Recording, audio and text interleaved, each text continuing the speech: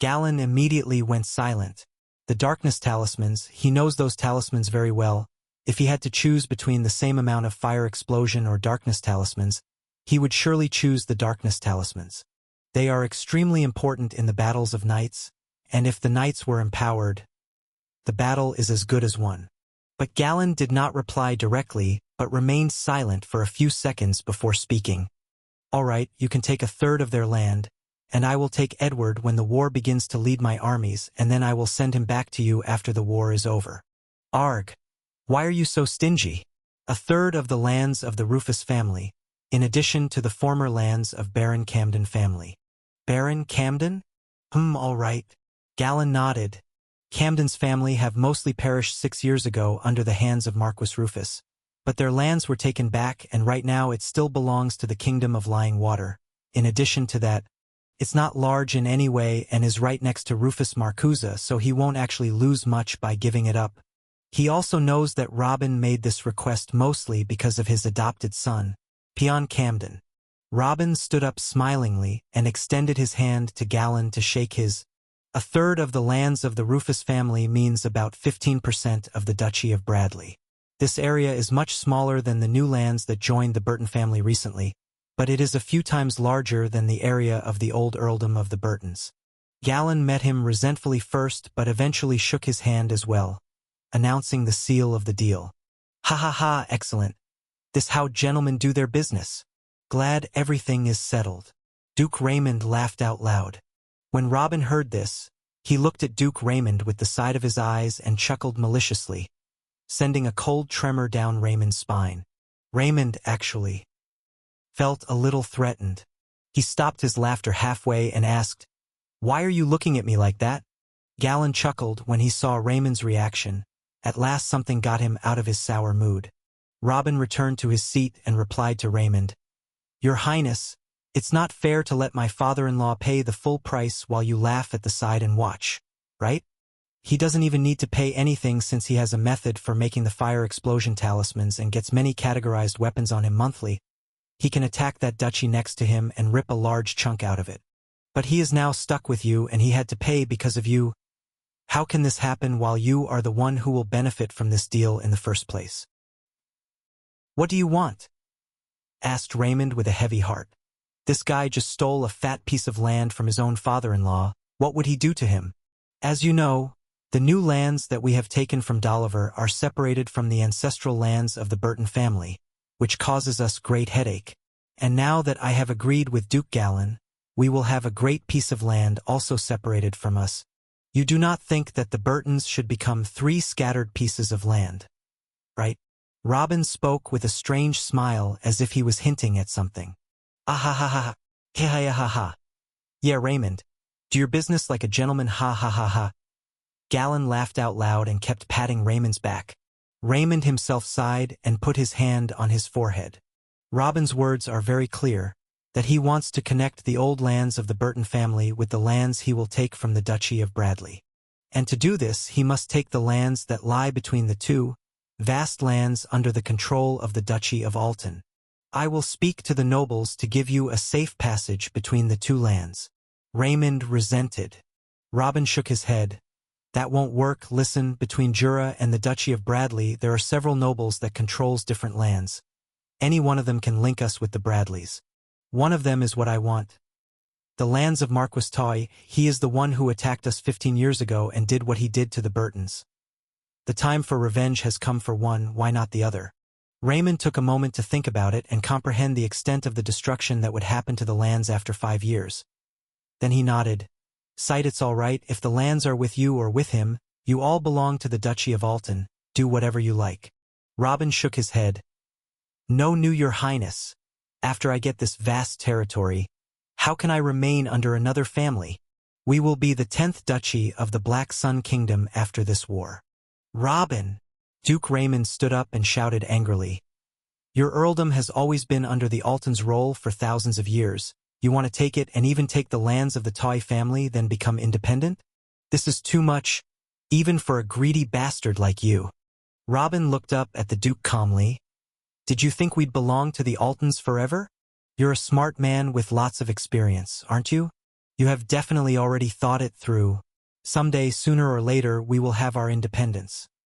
It is only a matter of time and a matter of whether it will be done with your permission or against it. I don't want to do it without your permission. My Duke, today is a good day, and we can come up with a solution that satisfies everyone. Just tell me what you want. Raymond sat down again after a few seconds and fell into deep thought. Of course, he knew he would face the situation one day. The crazy bastards who attacked Deliva with 30,000 soldiers and won will not be subjected forever. But just he didn't think he would face this situation too soon. After about 10 minutes, he finally replied, "Increase the amount of fire explosion talismans that you will deliver to us before the war to 60,000, and you must continue to support my army in all possible ways during the war until it stops completely and after I get at least double of the lands you want to take from me. I also want a method for making fire explosion talismans, and you must hand it over today. I also want to buy a permanent share of 10% of your factory's production after the war like the Bradleys and the royal family, and a permanent priority to buy anything you make like the two families, in addition to a non-aggression pact and a mutual defense pact between our two families that will remain in place for 100 years. Do you want my underwear too?" Robin shouted.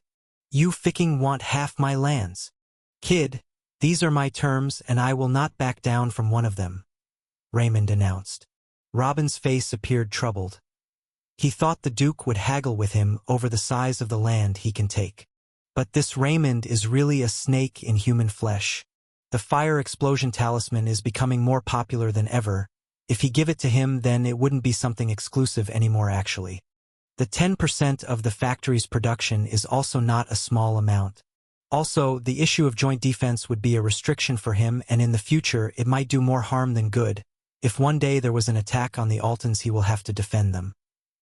And guaranteeing that they would win double the lands they lost, huge pressure, to say the least. The 60,000 talismans became a mere joke now. He would have to fund many more if needed to make sure the Duke goes far. That guy. But come to think of it, the area of the old earldom of Burton and the lands of the Toy family together really make up about half of the Duchy of Alton. This, and not even including the new lands he took from Doliver and are now counted within the Duchy of Alton. And all of this is not something that can be sold cheaply. However, all these lands and the new Duke title are on one side, and the Burton family members rejoicing when they get their revenge from the Marquis Toy is on the other side. He knows very well how much they hate him. At last, Robin sighed, stood up, and extended his hand to Duke Raymond. "I accept." Raymond also stood up and put his hand in Robin's and shook it with a big smile. But when he went back and sat down again, his smile faded a little by a little as he looked next to him in the direction of Galen with a strange frowned look, and he found that Galen he returned him the same look. It is as if they are asking each other what just happened. "Sigh, you have a greedy son-in-law, Galen. We came with high morales that soon we will add new lands to us. But this little brat stole our current lands from us, and the problem is, we are satisfied with it. Ha ha ha." Raymond laughed hysterically. With the creator of the talismans himself promised to back him up till he gets double what he lost, then what he has to fear. Arg, don't remind me, he's really a little scoundrel. He didn't even consider that I am his father-in-law and stole nearly a quarter of my lands. But that's okay. With the talismanic methods we have now, and the talisman Robin will provide us before the war, we can both drill deep into the lying water kingdom. Galen's eyes twinkled. Robin chuckled and did not fall into the trap of those two and tried to change the subject now that he has what he wanted. The exchange of little talks and luffs continued for about an additional half an hour. Then Robin sent his palace guards to summon Patriarch Brian and General Edward to attend. An agreement of this magnitude was impossible to remain hidden, especially from these two. Even Mila was also summoned to attend again as the one in charge of the Talisman Academy these days. After the three arrived and Galen quickly summarized the general situation for them, the shock was the headline, but reactions varied. Veteran General Edward began to think about how to put this huge amount of talismans into use, and made plans to train a strong army for the Burton family to defeat the two Marquis families before heading back to his own family and have the honor of initiating such a huge war. He will have a lot of work to do in the coming period. As for Mila, she went to pinch Robin's arm because he uprooted such a large piece of land from her father even after their marriage agreement. What use is this marriage agreement then?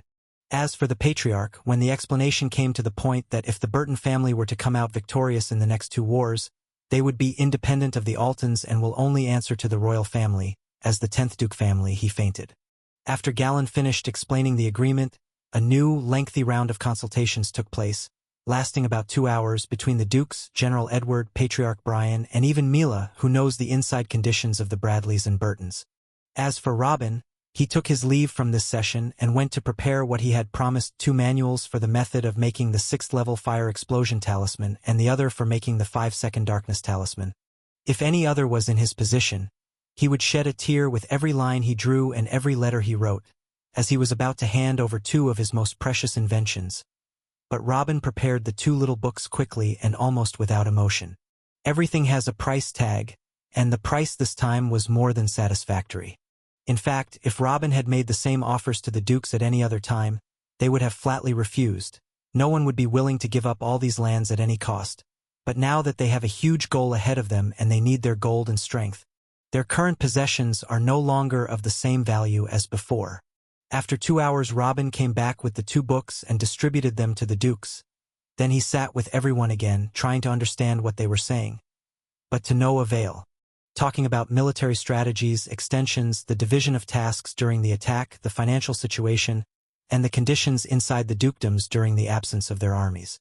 It was as if the 5 were speaking in a strange language that Robin did not hear before in his life. Putting his head in heavenly laws research all those years paid off in that field, but made him largely ignorant about almost everything else. And Robin did not like this much. Fortunately, the session did not last for too long.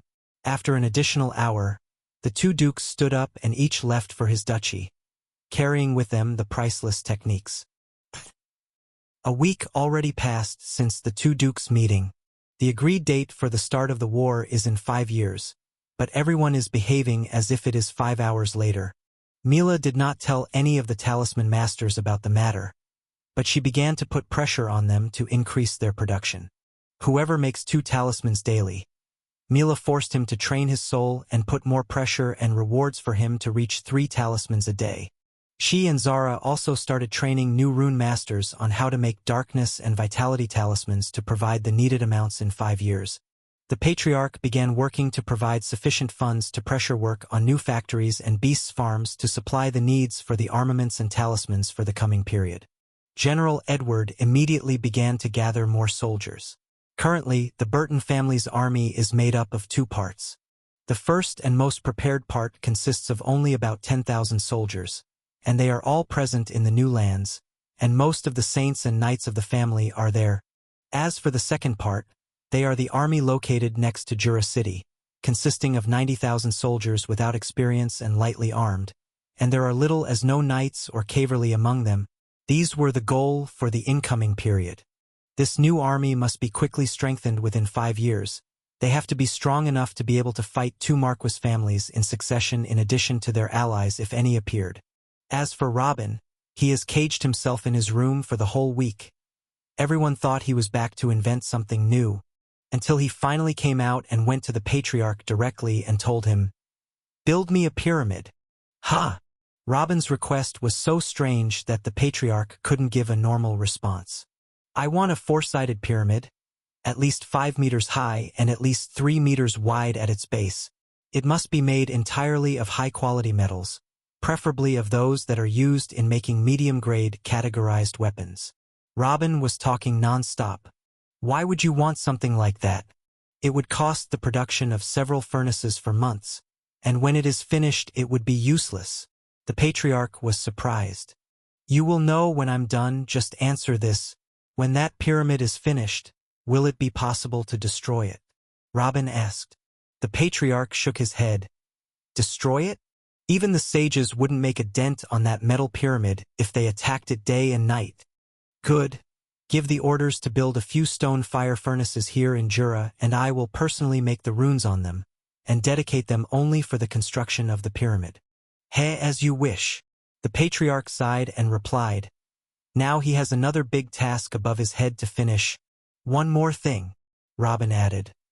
"Send my palace a copy of all the law techniques our family members used to build their knighthood pillars." "This? All right. The patriarch enthusiastically replied, not knowing why Robin asked, but it would certainly result in something good. Do you have another request? Yes. Forbid anyone who bears the Burton family name and is in the 10th level from building their knighthood pillars from today onwards, and I need a list of the names and ages of all the family members who have reached their level to be between 8 and 10. I was planning to motivate our youngsters to build their knighthood pillars during the few coming years before the war. We have lost too many knights. Robin smiled. Don't worry. You'll have your knights before the war. I also want you to send Billy to make lists about the sons of the families who have sworn allegiance to us in levels between 8 and 10 and prepare to send them here too at any given moment. Robin, what exactly are you going to do? A worrying feeling began to strike the patriarch's chest. Something that should have been done a long time ago, Robin replied, then turned around and left. The following days passed relatively quietly for everyone. In that meeting, Robin found several problems that he didn't put into his mind before. Dangerous problems that made him rethink the entire system that he was following. That is why Robin divided his day into several parts to treat those problems as much as he could. The first problem was the productivity of the rune masters. If they did nothing but make the fire explosion talismans, they would undoubtedly be able to make much more than the 60,000 fire explosion runes by the end of the 5 years period, but that was not all they had to do. Robin promised to deliver thousands of dark, vitality, and sound talismans as well, and the first two take more time to craft than the fire explosion talismans. Even though he didn't say how many of them exactly he would supply, he has to be generous to leave a good impression on the two dukes and ease the future deals. This is regardless of the auction house's need for at least hundreds of single-use sound talismans per month, because it is one of the main sources of income for the family, and in order to meet part of the wide demand for it. After all, Billy's plan to promote sound talismans carrier jewelry has worked. Owning at least one of them is now a must for every noble in the kingdom, even disregarding these 2 points. The Burton family itself needs their own tons upon tons of talismans of all kinds before the next great war erupts. Mila understood that well, and as the only saint in this field, she took the initiative to hold the Rune Academy with a grip of fire and steel. Seeing the great pressure on the rune masters, Robin decided to go by himself daily to give lectures for 2 hours on the best ways to draw runes fast, save soul energy as much as possible, how to use the soul replenishing technique while working, etc. He even went against Mila's advice and told them about the wars to come and explained the situation to make them understand what was going on around them and to make them more aware of how tight their schedule is, and not to hate Mila for doing what she is doing. He also devoted 2 more hours a day to drawing various advanced runes with them to fill the current deficit, especially those that are dedicated to being sold at the auctions. And after the first 4 hours of the morning at the academy ends, he heads to the Grand Library in the administrative area. This was his personal treatment for the second problem he encountered during the meeting, general information. He discovered in that situation that he could no longer live his life engrossed in studying only the heavenly laws. He no longer lived in a cave. The more famous and powerful he became, the more his influence increased, the more the expectations of those around him would increase as well. He can't remain focused on studying laws forever and leave all other decisions in the hands of the Patriarch or General Edward Bradley while he sits smiling and nods his head in important meetings. This is not the first time he goes to a library, though. He came several times or asked Zara to borrow books for him after he returned to the family, but what he read was too focused as well, only related to herbs or materials with elements so that he could make inks for the various runes. But this time his goal is more extensive. The arts of war, battle strategies, the arts of public administration, even the various types of minerals and stones, the geographical distribution of kingdoms and noble families, and the history of each of them. His target was almost the entire library, but which the strength of his soul, which increased after using the technique of strengthening the soul, reading and comprehension became much faster for him than the average person. He was flipping pages extremely fast, too fast that it seemed as if he is reading the first letter on each page before he flip it, not knowing that he has already memorized everything in it, and this continues for another 4 hours a day, reading a few thick books before leaving, and after each visit to the library. He goes to Uncle Tim's restaurant alone or with one of his acquaintances, sometimes even with one of the new rune masters, And then he goes to inspect the charity of feeding the poor and the homeless from afar after it has become hugely funded and has many branches around the city. Looking at those skinny faces. Becoming more rosy after eating was the best way to seal his 8 hours of hard work. Then he returns home for his favorite time of the day. Research. He needed a quick solution to the biggest problem he had discovered during his meeting with the two dukes. It was when Galen asked him, even if you took his lands, how would you kill him? Robin responded spontaneously at the time, but the question stuck in his head. With the reign of talismans and classified weapons, Robin can equip an army to conquer any land he wants in the 8 kingdoms. But what about the heads? What if he had to face high-ranking saints or even sages? The most powerful person in the family is Brian, a level 26 saint who is close to 1,000 years old. There is not much hope that he will have another breakthrough in the future. The second most powerful person after him in the family is Saint David, who is only level 24. There are only 5 saints in the family and about 70 knights capable of fighting, and not many of them crossed level 14, which is bad. The family's financial foundations have made a leap like no other family in history, and they have gained lands and power that even the most impudent of them would not have dared to dream of. But the foundations of individual power are still wretched to the uttermost degree, and now it's time to find a solution to this. Robin's retreat for a week after the meeting was specifically to find a solution to this problem, and quickly, of course. He realizes that it is impossible for him to make his saints strong enough to kill the Rufus family in 5 years. But he has to lay future foundations to strengthen this family. He has to make strong knights. And after a whole week of thinking about this matter, his best idea was to train the new generation on the major laws he had invented. But 2 problems stood before him. The first is that they had to swear that they would preserve the techniques and not leak them. But how many times did he have to make oath panels to suffice all of them? And that surely wouldn't be the last time he needs this kind of mass oath-taking project. Trusting these large numbers of people wouldn't be good. Well, trusting anyone isn't any good either. After a deep thought, he finally came to the idea of the pyramid that he requested from the patriarch. The main idea of how to solve this problem formed in his head already. But he hasn't finished it completely yet. He decided to have the patriarch make the pyramid as he progresses more into this. The second problem is, how does he transfer the techniques to these large numbers?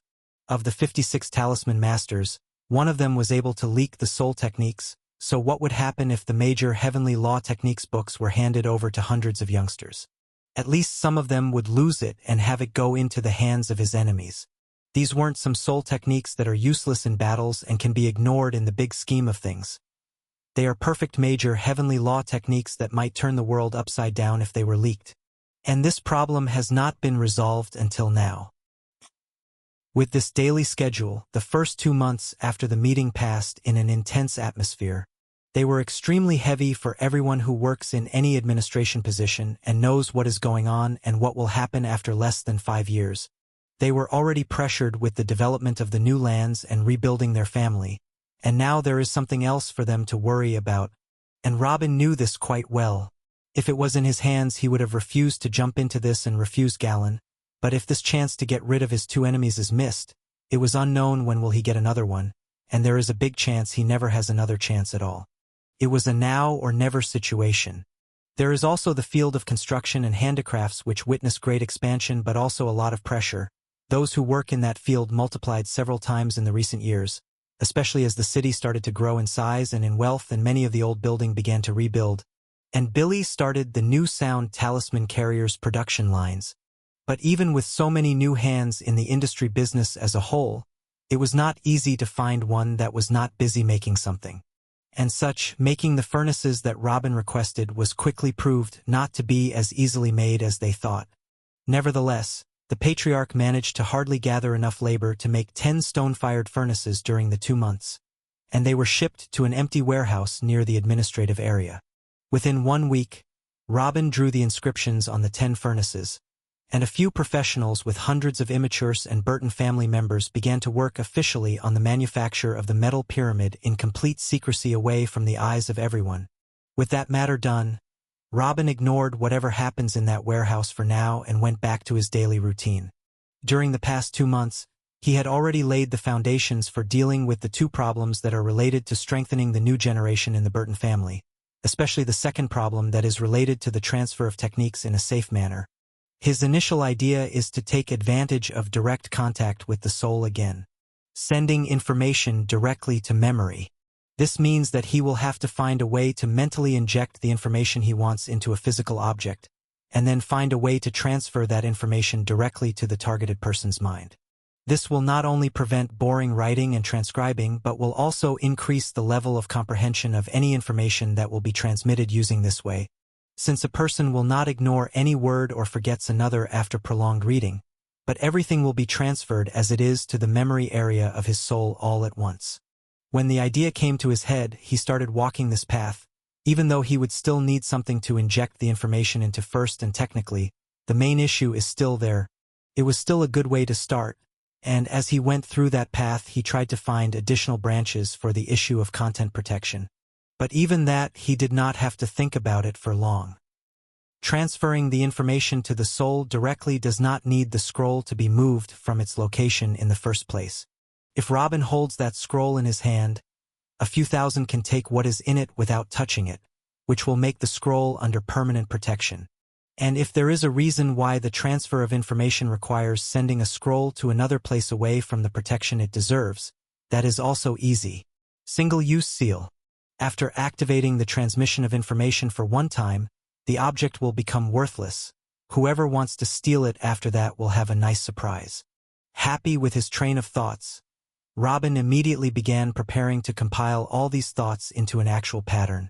And with that, another 3 months passed, until the patriarch himself came to Robin's house and escorted him to a huge warehouse next to the administrative area. There was no one in the warehouse but the two of them. Around them were the 10 huge furnaces circled around the warehouse, and in the middle there stands a huge pyramid. Wow! Even Robin was amazed when he saw it. A 5-meter-high pyramid made entirely with high-level heavy metals. Just standing next to it made him in awe of this huge figurine. Its smooth surface and high luster added a great aesthetic sense to it as well and gave it a luxurious look. The patriarch beside him nodded. Pretty cool. Huh? But what next? What do you need it for? We could have used this amount of minerals and time to arm an entire squad in the army. The patriarch was not fond of the idea of the pyramid, which is of no use other than its majestic appearance. Robin smiled, but did not respond to the patriarch's sarcasm, but rather changed the subject. Send those furnaces to Billy or anywhere else. The warehouse should remain dedicated to the pyramid only from now on, close all entrances, exits, and windows except for the main entrance, and there put a heave guard to protect the place. Especially during my stay in here, no one should be allowed to enter. The patriarch sighed but nodded. Give me 3 days to remove those huge furnaces, after which no one will enter here except you and me. But will you tell me what you are going to do? Robin smiled as he was still looking at his pyramid. Tell me, Uncle Brian, what do you see in front of you? A big useless shiny thing, Robin chuckled. Anyone would see before him a shining metal pyramid, but I see the largest oath tablet even made in this world. The patriarch turned to look at Robin, who was standing next to him with eyes wide open.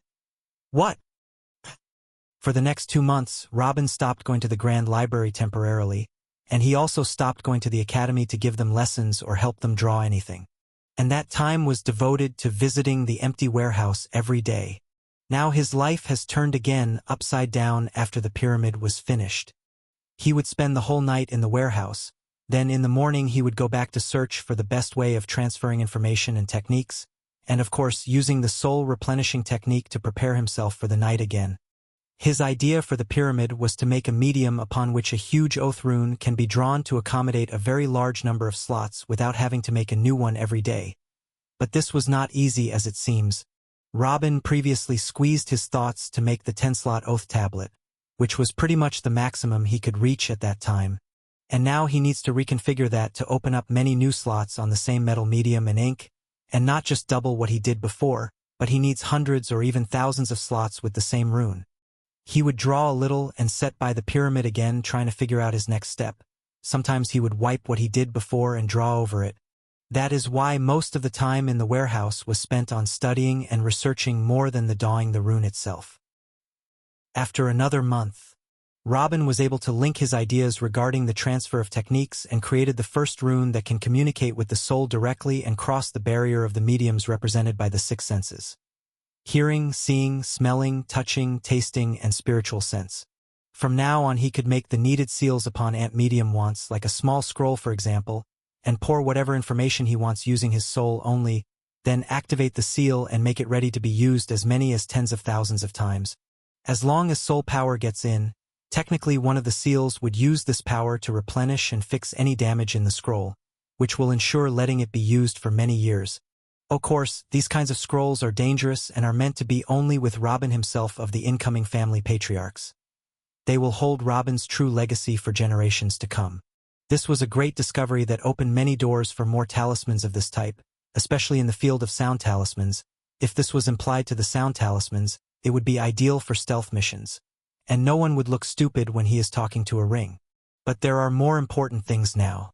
Over the next 2 months, Robin sank into the completely deserted warehouse and devoted all his time to finish the new inscription on the pyramid until it was completely finished. The last line drawn on the pyramid marked 10 months since the meeting with the two dukes. Although Robin had previously been happy that his eye of truth had developed and would take less time to do his research in the future, his bad luck made the first 2 things he has to search had nothing to do with a specific pattern. Rather, he was trying to renew the operating seals, make connection seals between the different functions, create a chain seal for the multiple slots, etc. Finally, after a long day's work, Robin came down from the top of the pyramid on which the inscriptions had disappeared and returned to his nature. He stood under it and looked up with a big smile. Then he nodded strongly and left the warehouse, heading to the Patriarch's office. In a huge wooden warehouse, thousands of miles away from Jura, there are 2 level 10 trying to escape from the back exit. Pion shouted and pointed in a certain direction. On it! One of the knights next to him answered and jumped towards the place that Pion had pointed out with 2 other knights behind him. Then he pointed in another direction and shouted, "Theo, I will leave cleaning the eastern side to you. Don't allow anyone to escape from there." Without warning, blood started splattering over the walls of the eastern side. Tens of heads flew around and bounced on the floor like crickets, but no one saw what caused this hideous sight. All they know is that there is something lurking in their shadows. "Come over here!" A shout came from the center of the building, as a milky white tornado rose more than 14 meters and began to destroy all around it. The moment the tornado appeared, the roof turned to ashes and dozens were killed. "Arg! It is the White Flame Demon and his squad. I surrender. Please stop. No! Why are they here?" The shouts rose and the weapons were lowered. All their courage and determination to fight disappeared with the appearance of the famous White Fire. They knew their enemy now. The ominous White Flame Demon squad that chases the gathering spots of the rebels wherever they go. The squad that all of its members are soaked from their toenails to their hair with the blood of any human that thought about joining the rebels. "Caesar, there are 3 individuals that are trying to flee at high speed. They are most likely knights. Got to the northwest to intercept them in the 200 meters mark, but careful. It looks like a tough fight," Pion shouted. "Finally! You take care of things here. Theo, Alfred, come with me." Caesar stopped the flame tornado around him and leaped north in haste, and behind him 2 shadows followed close. After Caesar left, Pion jumped to the highest point of the wooden warehouse and began to say the new orders. "First company, surround the place. Second company, gather weapons from those who surrendered and arrest them. Third company, attack everyone who has not yet fallen on their face. Fourth company, go to the mud hut 100 meters to the southeast and arrest those in it. Fifth company, Sir, let my company go to aid Caesar's company. 3 knights might be too many for them." One of the knights advanced towards Pion and gave a slight bow. "Listen and obey your orders. 7th company officer. Your lord Caesar and Theo will take care of their assignment." Pion replied furiously, then returned to continue what he is doing. He knew very well the abilities of his 2 brothers after they rose to the 12th level of equestrian. Yes, groups of 3 knights began to rush in succession to carry out what they were ordered to. Although some of them are stronger than Pion and all of them are older than him, They moved to carry out their tasks without an additional word. Peon has already become a high-ranking officer in the army after reaping many achievements, and his ability to survey his surroundings and identify every big and small threat is unparalleled among them, especially after he broke through to the 12th level of knighthood. Their only regret is that they can't fight alongside their leader, the White Flame Demon, and can only watch his glory from afar this time. And that didn't take too long. Even before Peon finished saying all his commands for the 8th Company, 2 white flame tornadoes erupted exactly 200 meters to the northwest without warning. Half an hour later, Caesar, Alfred, and Theo returned to the wooden warehouse, but not as energetic as they left it. Their sight was more tragic than the corpses lying around them. All remaining resistance is already over. The company that went to the mud house came back soaked in the blood of their enemies, and they are all busy tying up their new slaves. Byun jumped down when he saw the trio, smiling. "Looks like you had a good fight. Good luck." "Arg, my spine. Dave, where the hell are you? Get me some wine and meat, and a few vitality talismans," Caesar shouted at one of the knights. Then he collapsed and sat on one of the headless corpses after a few more steps, and turned to reply at Peon. "Don't remind me, one of them was a normal spy at level 13, and the other was an elite at level 15. But their third was a level 16 knight. What the hell is a knight of this level doing in a shithole like this?" It was common to find knights across the new lands. They empower the rebels, attacks the Burtons' production lines to slow down their work, even try to assassinate the Burtons and the Bradleys' knights and important figures if a chance arises. That is why the hunt for the rebels is always done by squads of knights, as sometimes they find gathering spots that have more than 20 enemy knights. But seeing knights that are above level 15 was very rare. The other two, Theo and Alfred, fell tiredly in their places as well as. Theo was absent-minded trying to suppress his pain. In his chest was a small charred hole going all the way to his back. Peon could actually see through it. It was clearly caused by an extremely compressed lightning strike. As for Alfred, he was worse than the two. His hair, his clothes, and all his body actually was partially fried. It visually suggests that he did not stop receiving lightning shocks for a moment. He did not seem to be very far from death. Tisk very lucky indeed. If I knew that there was one of them with such a high cultivation level, I would have come with you as well. Peon shook his head sorrowfully. It's been a few years since the rebellion war started, and since then they haven't thought of returning to Jura. This is the best place to train their combat abilities and explore more into their laws to find what Robin couldn't. Robin's work has elevated them and made them knights, but he wasn't someone who actually practiced these laws. He gave them the guidelines and now they have to find their own. Just like the flame tornado, it was something that wasn't mentioned in the law technique, but Caesar discovered it with battle experience. And their father Robin also no longer needed their presence around him, since he is under the protection of many saints in the heart of Jura City. This is their home and life now. Then Peon continued, "If I am not mistaken, I think they were intentionally slowing themselves down to make us lower our guard and tempt one of us to attack them. That is dangerous. We have to be more careful from now on." "Well, never mind. For now, I will think of something later. Did you kill them?" Peon paid no heed to Caesar's complaints, knowing full well that he was happy to find a good fight. They had not had the chance to fight someone with such strength in a fight to the death for over a month. Caesar took a deep breath and replied, "We killed the 2 weak ones. The level 16 guy managed to escape, but it's okay. I grilled that bastard just fine and Theo cut off his right arm.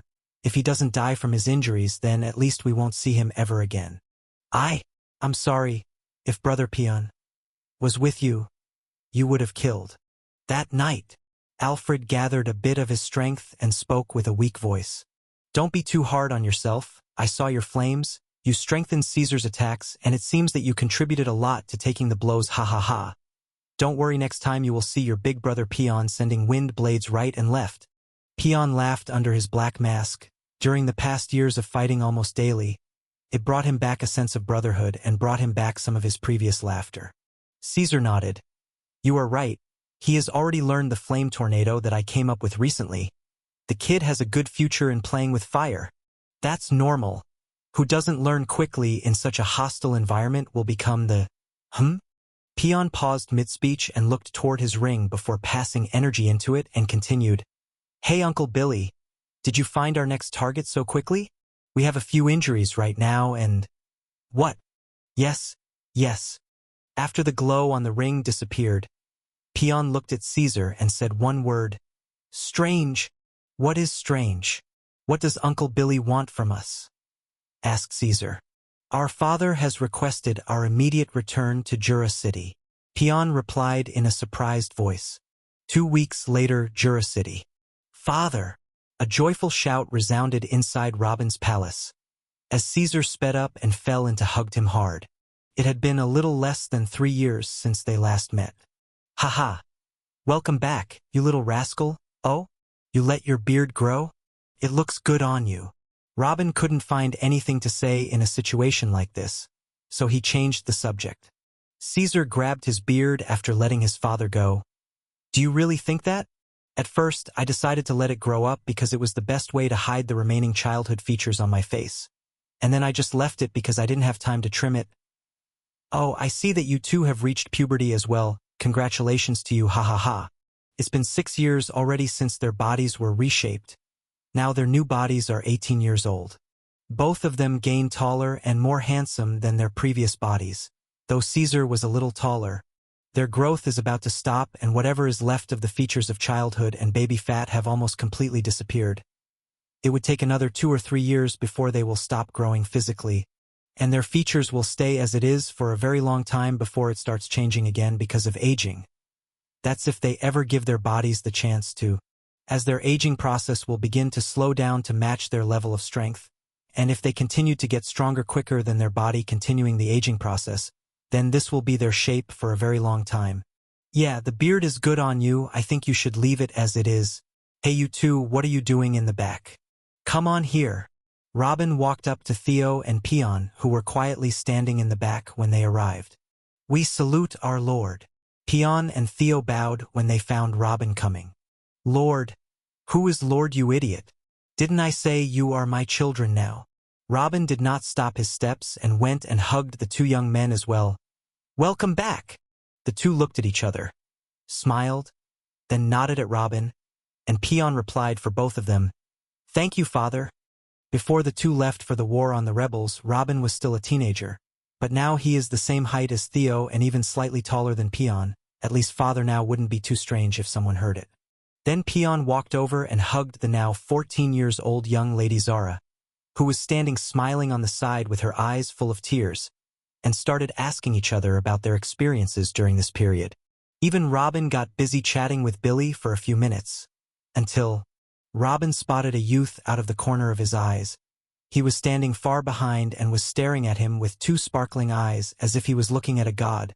Robin stopped what he was saying to Billy mid-sentence and shouted while pointing at the youth, "WH-, what are you doing here?"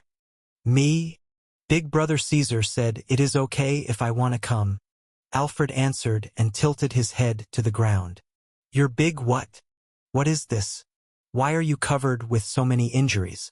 You even used several vitality talismans to be in this shape. Who did this to you?" Robin could see everything about the prince's condition with his eyes of truth, and it gave him a little panic attack. "Well, we had a huge fight with several knights recently, so—" The prince scratched his head. "Caesar, what the hell is going on here? Why are you dragging His Highness the little prince behind you? He was supposed to finish his training in 1 month and return to the capital. What is he still doing here?" Robin took 2 nervous steps and grabbed Caesar's ear. "It is not my fault. He came to me acting arrogant at first and demanded that I finish his learning process quickly so that he could go.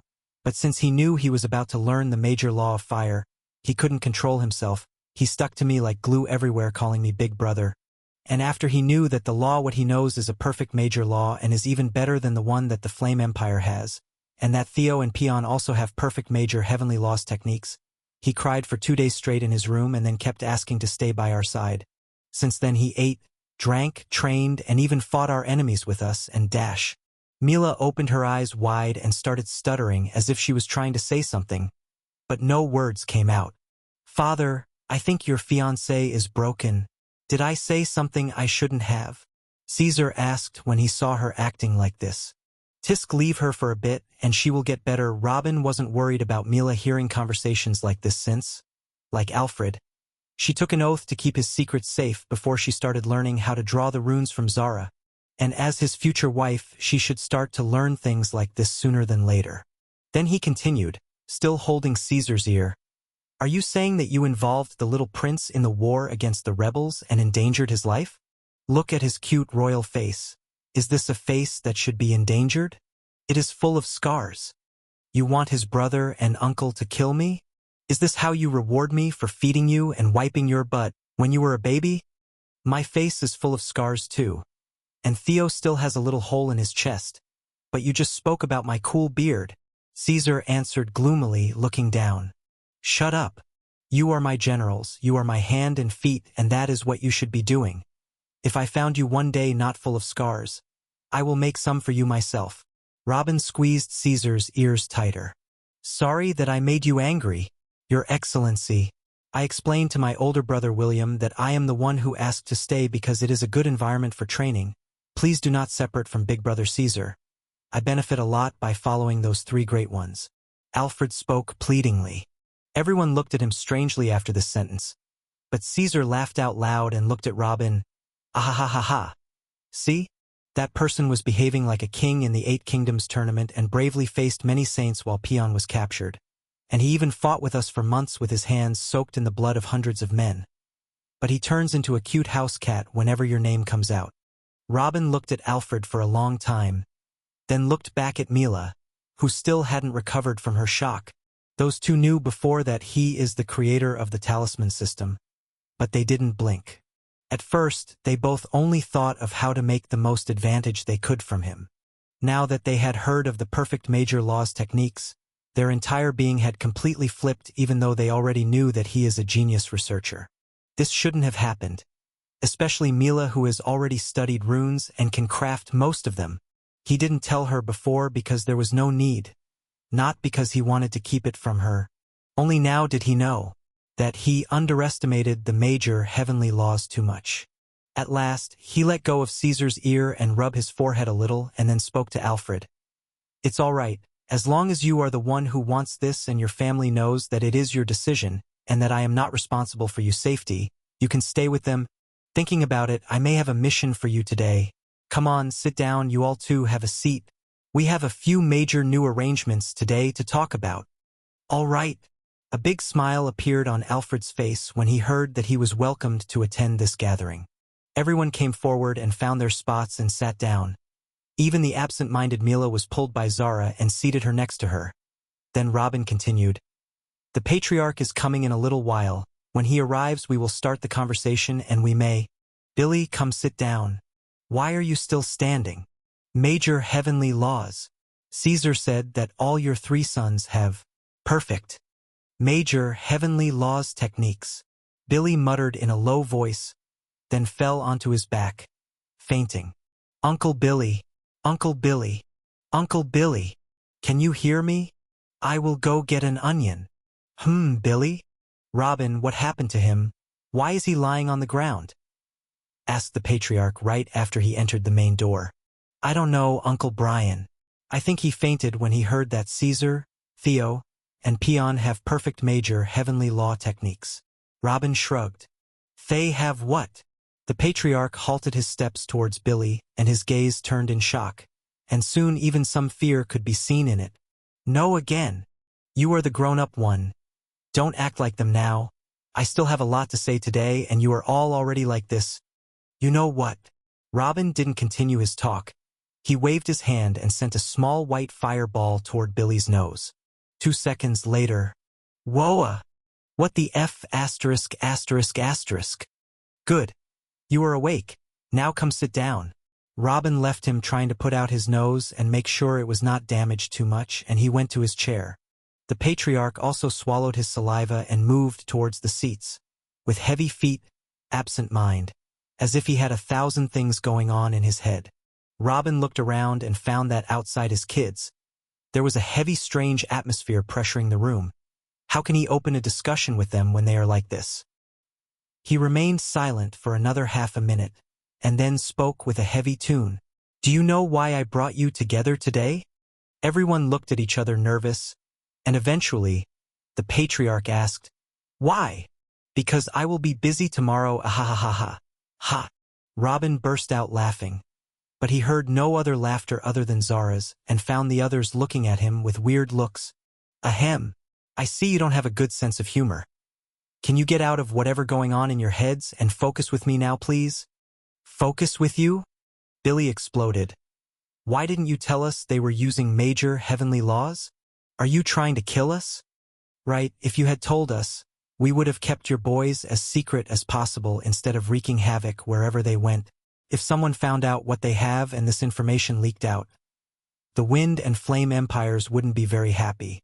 No, even the 8 kingdoms will make sure to do everything they can until they get them. This is a catastrophe that could have wiped us out. Even the Black Sun Royal Family is no exception." "No offense," the patriarch looked at Alfred with the corner of his eyes.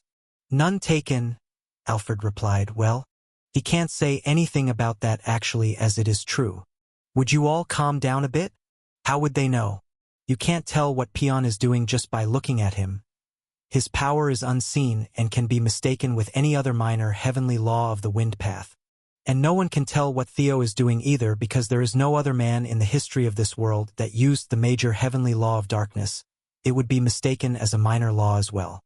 The only one that can attract some suspicion is Caesar, but even that you don't need to worry about. I assure you that what he is using is different from the Flame Empire's major heavenly law of fire. With this being said, how would anyone notice them? Until this moment, did any of you doubt them? You all thought it was minor laws as well. Even the royal family didn't catch anything abnormal about it. How can you be sure that the major heavenly law of fire you made is different from the one in the Flame Empire? Have you seen theirs? And if it is different, can they both still be the major heavenly law of fire? I asked Mila. Robin shook his head. Most of the laws in this world, if not all, are tainted by the other laws surrounding it. There is no single law that can be found and studied in its pure nature. You will always find at least one inseparable companion with it. For example, you can't watch the light and say this is it, no. You also see many branches of the wind path, the earth laws in the tiny dust in the atmosphere, the life laws in the microorganisms around you, even the effect of the void laws that differs from one place to another. And that is a few of many. Whoever tries to comprehend a law that is not pure, what the technique at the end will be like. This is exactly why every law technique that you are using unpure. I dare say that there is no technique in this world that is 70% pure. That is a little too far-fetched. You are not talking about a technique or two here, but every single one in existence. All of us and our ancestors have been using these techniques for tens of thousands of years. Are you saying that everyone is wrong and you alone are right? The patriarch frowned. This is too hard to believe. Robin replied directly, yes, the heavenly law techniques all over the world are good enough to be used for a certain hay, but the higher the stage of a technique, the more its flaws become apparent. This is one of the reasons why it is so difficult to discover the next stage of any law technique, while some laws are impossible to even find its second stage. And at the third stage of a law technique of this caliber, it will be too full of flaws and loopholes that it would be impossible to advance to the fourth stage, which is why no one in history has surpassed the sagehood limit and entered level 41. Everyone started looking at each other without saying a word. Even Robin's 4 kids were unaware of this. After about a minute of trying to comprehend what they just heard, Billy asked, so what about the techniques you are making? Is it flawless? Is that what you mean? Is the main law of fire that Caesar uses different from that in the Flame Empire? Robin chuckled. When I intend to research for a certain law, my friend, I search in it alone and isolate everything else from it. This is a power that only I possess, and no one in this world has gained it before me, and who knows when will another one come again after me. That is why the technique comes out completely pure with no flaws or loopholes in it. Or at least 99% pure, to exaggerate what I am not certain of, but trust me, even at 99% off pureness, it is still nothing that whatever other technique in existence. When it comes to his ability, Robin would always speak confidently and pridefully, and it was not empty. The all-seeing God was clear that he was the first to gain the path of truth in this world. Then he continued, I will give you an example, the secondary law that I gave to own new nobles in the new lands and sent to the royal family. In fact, it is much weaker than the fire shard's minor law, even when it is discovered in nature, but when I created its technique, it became equivalent to the fire shard's flawed technique in strength, and perhaps even a little stronger. Knowing this, you may answer your own question. What about the fourth stage of technique? Is it possible with your techniques? The patriarch understood something and quickly asked. If given enough time and me developing my own ability to a certain degree, then sure, I don't see a reason why I can't do it. Robin nodded. While everyone was in shock, trying to absorb Robin's words and connect him to what was happening around them, a sound of wailing sounded beside them. Alfred started crying again. He took a big gamble when he decided to listen to his uncle's advice and come here to take a minor law technique that he knows nothing about except that it is strong, and that it may not have a second stage in the future at all, but he found a perfect major law technique. Free of flaws. Stronger than the major heavenly law technique of the Flame Empire. And now they are talking about the fourth stage of it. The fourth stage. Hey, stop crying or I will send you out. And you all, can we get into the topic already? Robin shouted. The meeting took a strange turn from what he was planning. Get into the topic? We haven't started yet, Billy replied, shocked. Putting all this information on the table and he hasn't started what he wanted to say yet? Robin ignored Billy's question and looked at the patriarch. Uncle Brian, have you collected the information I asked of you regarding those who are about to break into the knighthood? Aha. Yes, we stopped 6 cultivators who were about to build their pillars as you requested, and I also collected the needed information. We currently have 8,300 individuals that carry the family's name and their levels between 8 and 10. A large number. What about those under 50 years of age? Robin muttered, then asked. Oh. He get a small book out of his poke and started flipping its pages. If we deducted those, then the number would be roughly 3,700 individuals. The patriarch replied after thinking for a while. Robin nodded. Still a lot, but no problem, we can make it work with that. Work with what? What are you even talking about? Asked Billy annoyingly. The time has come, Billy. It is time to strengthen the foundations of this family and get past our shallow roots as a weak Earl family, Robin stated. The patriarch was surprised by the response and asked, Our shallow roots? What do you mean? Is that metal pyramid related to the matter? Robin nodded. Right, for those who don't know. The patriarch constructed a pyramid as per my request. It is almost 6 meters high, made from the metals used in low-level weapons, and over the past months I've used a massive rune to cover every inch of it. Now that pyramid can be used as a 50,000 slots oath tablet. 1,000 units. 50,000? Everyone shouted at once, that is a huge number. Robin nodded. Now, we won't have to make oath tablets anymore except for sale, or perhaps for use in our new lands. The existence of the pyramid made many things possible. Things like what? Asked Billy. A pyramid of this scale and those materials was certainly not built to be a landmark. Robin smiled with a slight smile. Starting tomorrow, start gathering the family members who are between the 8th and the 10th levels and whose ages are less than 50 years old.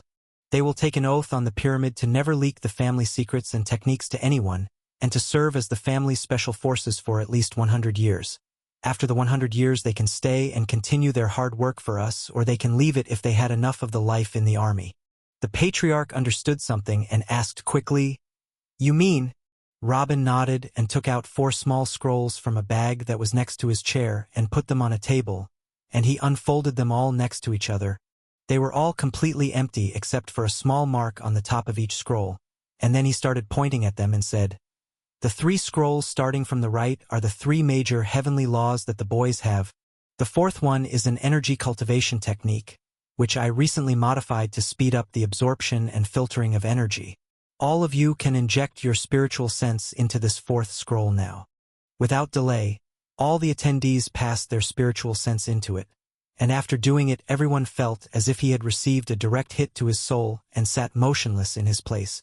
All of them remained in this state for about 10 minutes. Amazing! Amazing! Mila was the first to start speaking even with her eyes still closed. She already knew that Robin had developed a technique to cultivate the natural energy more quickly and effectively. But this is even better than she expected. This technique. Billy raised his voice in shock as he opened his eyes wide. Haha, I know, with the help of this technique in addition to the soul revitalizing pill, you can undoubtedly break through to level 22 during the current year. Even the patriarch sighed after opening his eyes. If I had this energy cultivation technique in my youth, I would have. Sigh. As for Robin's 4 sons, they were not as impressed. They know the original cultivation technique that Robin modified and there wasn't that much of a difference, but Zara still carved the new energy cultivation technique into her mind. As for the 3 boys, they have their own energy cultivation techniques that match the law they use, so they really benefited nothing. Where were we? Aha, as for the family youths that are between the 8th and the 10th level who accepts the conditions I mentioned before and takes the oath on the pyramid, we will have them all pass their soul sense into the energy cultivation technique scroll first. Then have them choose between fire, wind, and darkness major heavenly laws and pass their soul sense in their chosen scroll as well. But before they chose, you have to tell them what will they be doing. Those who choose the wind will be the vanguard of the army. They will work to bring news, carry out operations that require speed. They will also be trained as an elite archers force that will back the armies for behind if needed. Those who choose the dark will work to master stealth and the arts of assassination and hunting inside enemy territory. And taking the officers' heads as the battle goes, they will always remain in the shadows. But the effect of their work will surely be legendary. As for those who choose the fire major heavenly law, they will be a special forces team belonging to the main army. They will take head-on battles, they will bear the most danger, but the most glory as well. My 3 children will be responsible for their training and leading the force of their own laws in and outside of the wars. You can say that they always are their personal guards.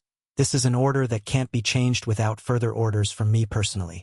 These forces will be the hands and legs of the Burton family in the future. They must receive the best armaments, training resources, and the best treatment and respect for themselves and their families. Those guys will be the new generation of knights in our family. Theo stood and kept gesturing madly. What? Aha, I see. You are worried about communicating with your followers? Robin asked. Theo nodded quickly. I didn't think about that, to be honest. It is all right. I will find a solution for you before the personal training starts. Does anyone have another question? He asked and started looking around.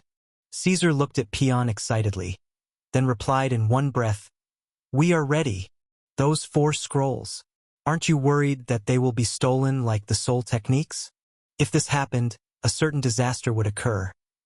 Even my father would start a war with you over those, asked Mila worriedly. That was overly honest. Anyway, there are no other copies than those 4 you are seeing, and they will always be with me. Even if some super guy manages to pass the saints of the royal family and take them from me, I have put a self-destruct seal that I can activate at any time and destroy the scroll with a thought. But if I am killed before I activate the seal, well, let's just say I don't care what happens to them next, ahahaha. Has there anything else? As for the patriarch and Billy, they didn't respond. They just seemed absent-minded. Sometimes they would smile. Sometimes they would frown. It is as if they are swimming in their dream world, busy thinking about the possibilities behind those 3 special forces. Even the 3 boys didn't seem in their complete focus. Theo and Peon had a look of enthusiasm. It was clear that they were looking forward to their own special squads and even began to make preparations and set training programs in their heads. As for Caesar, after his initial excitement, it died down quickly as he sat there silently, even frowning a little, but Robin didn't put much thought into this. I think no one has additional questions. Good. Patriarch, do we have new news about the Duchy of Evran? Robin asked, changing the subject. It was a rare event to see all the key members of the family. It is an ideal day to make the younger ones know the situation around them. The patriarch returned from his stupor but quickly closed his eyebrows. Of course there are. The harassment and confiscation of vehicles reached their climax 2 months ago. They were even an armed conflict that a few individuals on our side died in. And instead of even apologizing to us, they are now demanding 10 gold coins for each person who crosses the border from our side to the new lands, and they will take 10% of all the armaments from the wagons that cross their lands. They are asking for what? Robin stood up when he heard the patriarch's words and shouted, "Do you really give them that percentage?" The patriarch shook his head. "Of course not. Who do you think me? This demand has reached us about a month and a half ago, and since then the movements of all the wagons stopped. At that time you were in isolation, so I did not tell you, and when you went out and said that you would host a meeting after your children came, I thought it would be better to wait until the day of the meeting to tell you." Robin returned to his seat, his eyebrows furrowed. Putting aside the issue of 10 golds per individual would stop any large battalions from being moved to and from our new lands. They want to buy 10% of all the weapons that cross their lands? That's simply 10% of all our weapons production. What purchase are you talking about? They want to take the 10%. The patriarch corrected him. What dash? Ha ha ha. What a big appetite. Robin's angry laugh resounded in every corner of his palace. What are we going to do? 10% of the production. After increasing the number of our factories, there is a large number of weapons. Our losses will be enormous. Our profits after deducting the production cost can't handle such heavy losses, Billy muttered. I will give them nothing. Not even a single handle of a weapon. These are our lands and these are our weapons. Why would we give them anything? Robin hits his seat armrest. Things don't work like this. We have to find a permanent solution. If we keep ignoring them, then we might not be able to transport anything from our new lands, and all the projects we held there will be for nothing. The patriarch shook his head. Mila interjected. Can't we just stop them from attending the auctions? That will put them back in their places. This might bring a result. They don't seem to be caring about our reactions, and they might have put such reaction into their mind. For example, what are we going to do if they completely close the borders then? We will have to concede and allow them to come to the auctions again. As all our factories are there, most of our veteran warriors, our knights, and even 3 saints from the family will be stuck there. Billy shook his head. After Billy's response, there were a few long minutes of silence.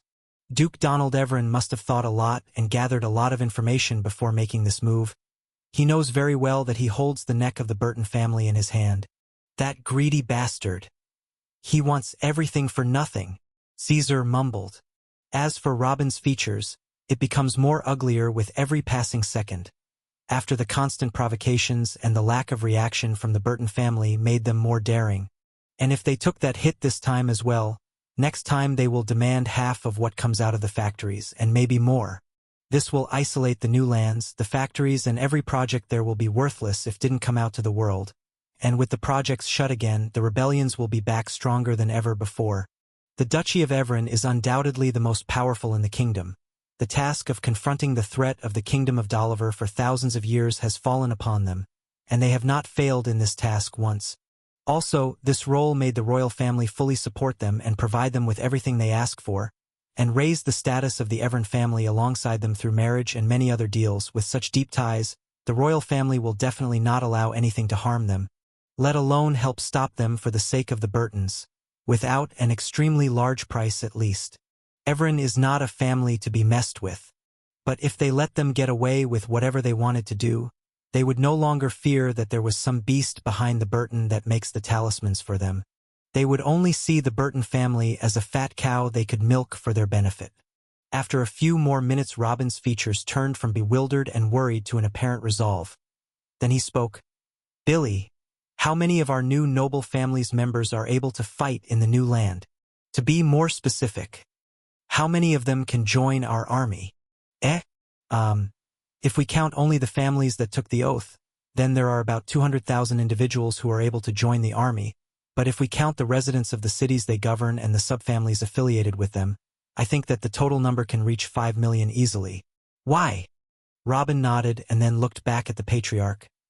Uncle Brian, hand Billy enough money to pay our workers there for 4 years, and to raise an army of 150,000 soldiers.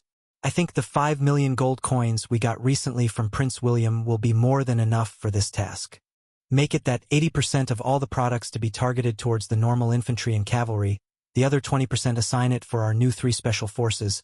They must be heavily equipped, especially the fire forces. If the armaments for them are middle categorized, then it would be better. Alfred, tell your uncle that your 10% of the production will be stopped until the end of the incoming war, but I will compensate you after that. Mila, tell your father that his categorized weapons will be delivered in full before his war begin. So he doesn't need to worry if he didn't get any from now on. Huh? Robin, what are you up to? The patriarch quickly asked. Robin did not reply directly and returned to Billy. After you take the money, take General Edward with you and head to the new lands. Make us an army there and arm it with the classified weapons that come out of the factories. The army must be ready for a full war within 4 years. Robin! The patriarch did not like this at all. Robin ignored him again and continued looking at Billy. I will also send 50 rune masters with you who can make the fire explosion and vitality talismans. In the 4 years they will fund the army with enough talismans for a long war. I guess you will have to pay 520 gold coins to cross the border? Ha ha ha.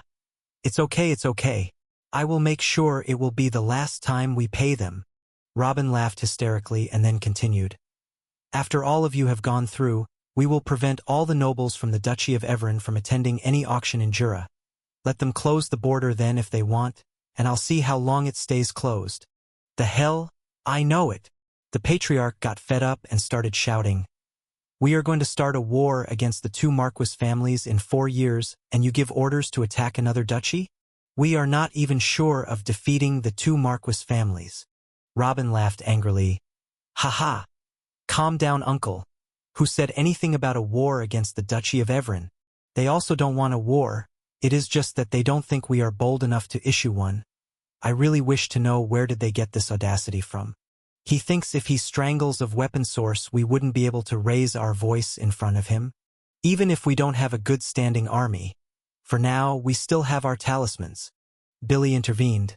I think that bastard Donald Evern is underestimating us, probably because he was with you in the council in the capital during the attack on Doliver and knows we made only less than 8,000 talismans for the conquest of Doliver, and we would have been nearly defeated in the war if not for their misinformation and their fear towards the unknown.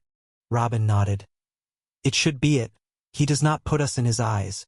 He wants to keep testing our limits until he takes the new lands for himself, or maybe more.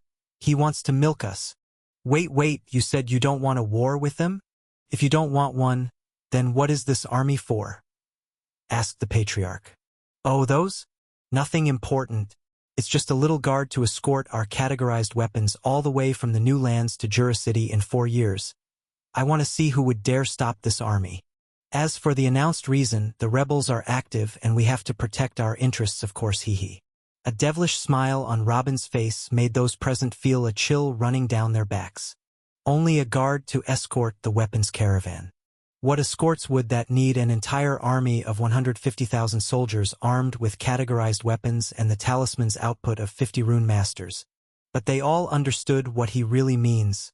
This was not actually an escort force, but a sweeper that is ready to remove any obstacle in front of it.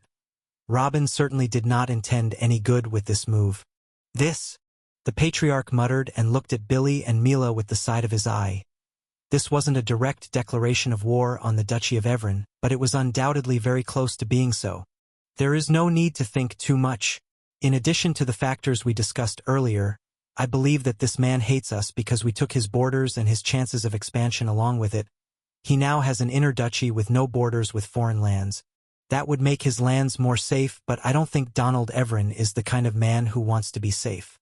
He also knows this will make his importance to the royal family will see a decline as well in the future, as he no longer holds off Doliver as he used to. He will just be one more duchy as time goes by. As for now, Donald Evern believes that the royal family still remember his glory, and will not allow such a great internal war, and that is why he is trying to test his luck with us. But I believe that with some show of force on our side, I am sure he will realize his position and back off. I didn't meet the guy personally, but I already have a good idea about his personality in mind. He is a dog that will run after any benefit he can get his hands on. When the time comes, he will see that he wouldn't benefit anything if a war erupted between us and will know how to behave in the future. Well, enough with this conversation. What else can I do to support the family's army? I have fixed the issue of the categorized weapons with the factories. I fixed the issue of providing the army with talismans by opening the academy and training the rune masters. I fixed the size of the army by providing the family with enough money for expanding it. and I fixed the issue of our lack of elite troops and the production of more knights for the family today with the 3 special forces. Is there something that still makes our army less than that of a duke? The room went silent for a while. With everything mentioned, the Burton's army actually needs almost nothing but time. Any one of these factors that Robin mentioned could make the army a force to be reckoned with in any field in the 8 kingdoms. And now Robin asks for more. Caesar was the first to speak. There are 2 things that are missing from the army in particular. The first is the war horses. Strong war horses make a big difference with the cavalry troops. If everything is the same in the 2 armies, the number of war horses is what determines the balance. The second and most important factor is not the crime itself, but the saints. We are so sorely lacking in saints in the family. We can win lands with armies, but we need upper-class figures to keep those lands with peace of mind. I heard from Uncle Billy that you intend to exterminate 2 Marquis families in the incoming war? Well, that wouldn't be happening without powerful saints on our side, very powerful ones. The Patriarch and Mila nodded. This was the best response and the best analysis they could say. Caesar gained a lot of experience while he was with the army last period. Robin nodded proudly. You have a good foresight. It's good that we have the key to both problems right here with us. What do you think of this, Your Highness Prince Alfred? Everyone turned to Alfred, who was sitting in a chair relatively out of sight, and found him with his eyes closed. He looked as if he is in another realm. In fact, he had entered this state since he passed his spiritual sense into the energy cultivation technique scroll, but no one noticed him due to the sensitivity of the topic they were discussing. Alfred! Robin shouted again. What? Who did what? Alfred replied in awe. Your soul must have regained its balance a while ago. Why are you still meditating? You will have enough time later to practice. Now I want you to do something. Of course, no problem, Your Excellency. How can I help you? Alfred regained his calm and asked him. Robin scratched his head after hearing the word Your Excellency again. It's very strange when it comes from a prince. Listen, we want war horses. A lot of them. I want you to mediate for us with your family and close acquaintances. We can buy as much of them as there is as long as the prices are reasonable. Alfred thought for a moment and then replied, War horses are beasts that are difficult to find in nature. They take too much time and resources to reach adulthood, and their females give birth very slowly. All families that have a war horse breed are trying to maintain their purity and increase their numbers. I didn't know of any family that is selling war horses for a business. That is why buying war horses is even more difficult than buying categorized weapons. A family will not sell them unless they need something else that is equal scarcity, and I don't think the nobles would value gold more than their war horses. Oh, is that so? Okay, we'll buy the war horses with a number of runes that is equal to their market value. Is that good enough? Robin rubbed his head and answered. Alfred nodded with a smile. Much better, I can find buyers for you, and the royal family too can contribute a good number of horses. Excellent!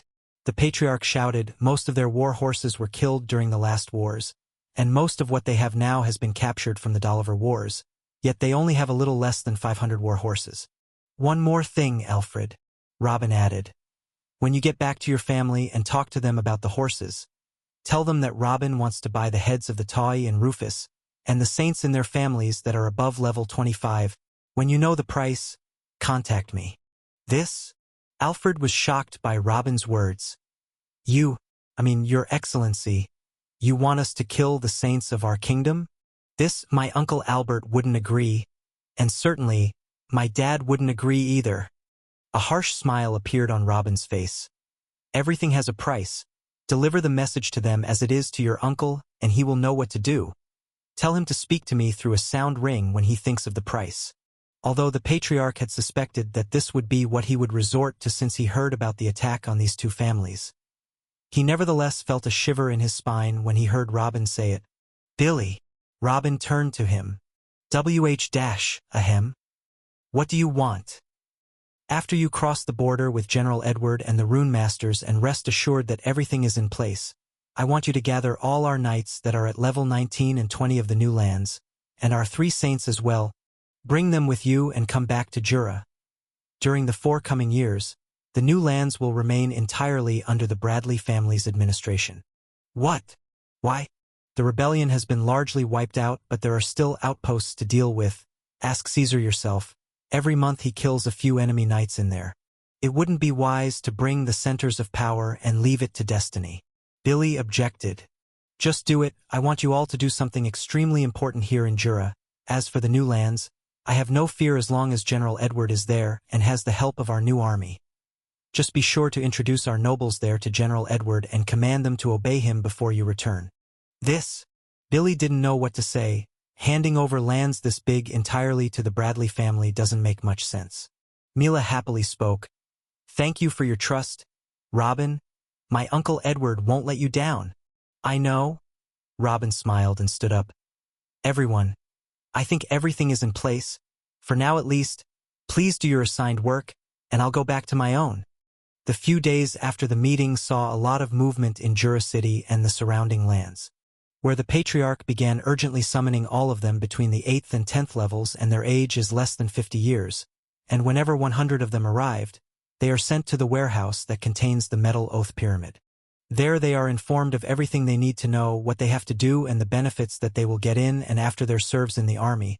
After that, whoever accepts stays in the warehouse to take the oath, and whoever refuses leaves. This process took more than 2 weeks to gather the 3,700 young family members and deal with them. But in the end, only about 3,500 of them took the oath and received the techniques from Robin. As for the rest of the 200, they refused and gave different reasons. Most of them said that they intend to go out to see the world for themselves and did not want to be bound for a century, and Robin didn't blame them at all since he himself made the same decision in the past. As for those who remained, 2,500 of them chose direct confrontations. They chose the major heavenly law of fire. As for the remaining 1,000 individuals, 200 of them chose the darkness major heavenly law, and 800 chose the wind major heavenly law. After getting over with the daily meetings with the young members and distributing the techniques to them, Robin would head toward the academy to raise the ability of the 50 rune masters who will accompany Billy on the mission of supporting the new army. It wasn't hard to find 50 masters of talismans who could draw a fire explosion, darkness, and vitality talismans after all those lectures that Robin gave them while teaching Mila and Zara. However, he asked that they stay for a while to review with them what they should do during the incoming 4 years and to raise their ability as much as possible.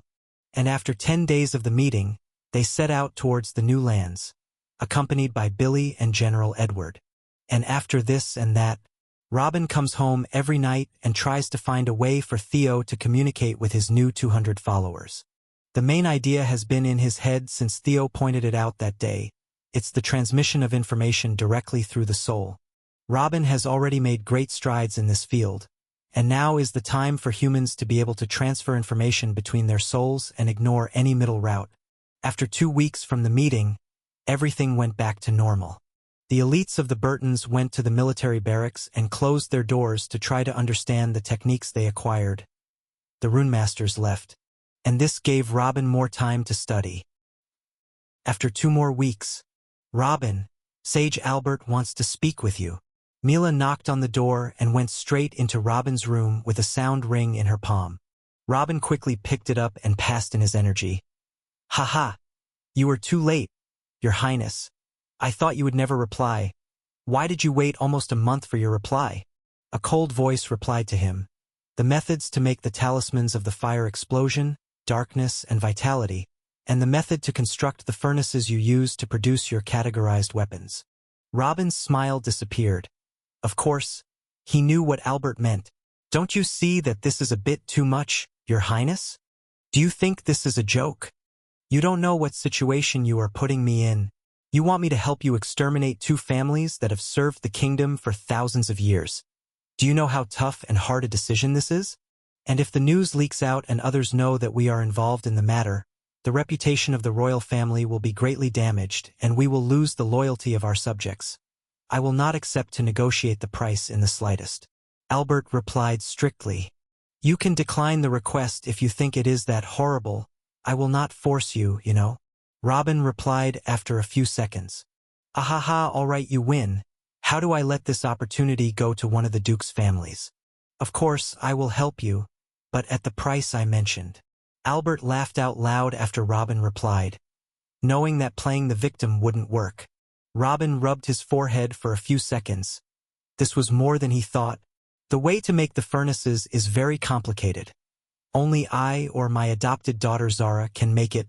Listen, I will give you the methods to how to make the 3 talismans. But I will only give you 10 already made furnaces to use them as you see fit. 50 furnaces, Sage Albert replied. The level 6 fire explosion talismans, the 5 seconds darkness talisman, the 10 days vitality talisman plus 15 modified furnaces. This is my last offer. As for you, in addition to your main task, you will also have to promise me a future favor that you will agree to do no matter what, and I will not sell you any specific monthly quota of the 3 talismans in the future as we agreed before. You will not lose anything in this deal. All you have to do is send a few top saints to assassinate the heads of the 2 families in the appointed time, but I will lose most of my legacy to you. If you do not agree to this offer, consider the matter cancelled. I will find someone else. All right, I agreed. A calm voice resounded, but happiness was evident in it. He finally had the chance to take what he always wanted. Good. What about the war horses? Robin asked. The war horses matter. Ha. Tell you what, it is almost time to deliver the last key of the laws. I will send you 500 war horses instead of the 500,000 gold coins. What do you think? What? You say a single horse worth 1,000 coins. That is too much. Robin shouted, even a high-ranking weapon in this world might not cost that much. I'm selling you war horses for gold. You should thank me.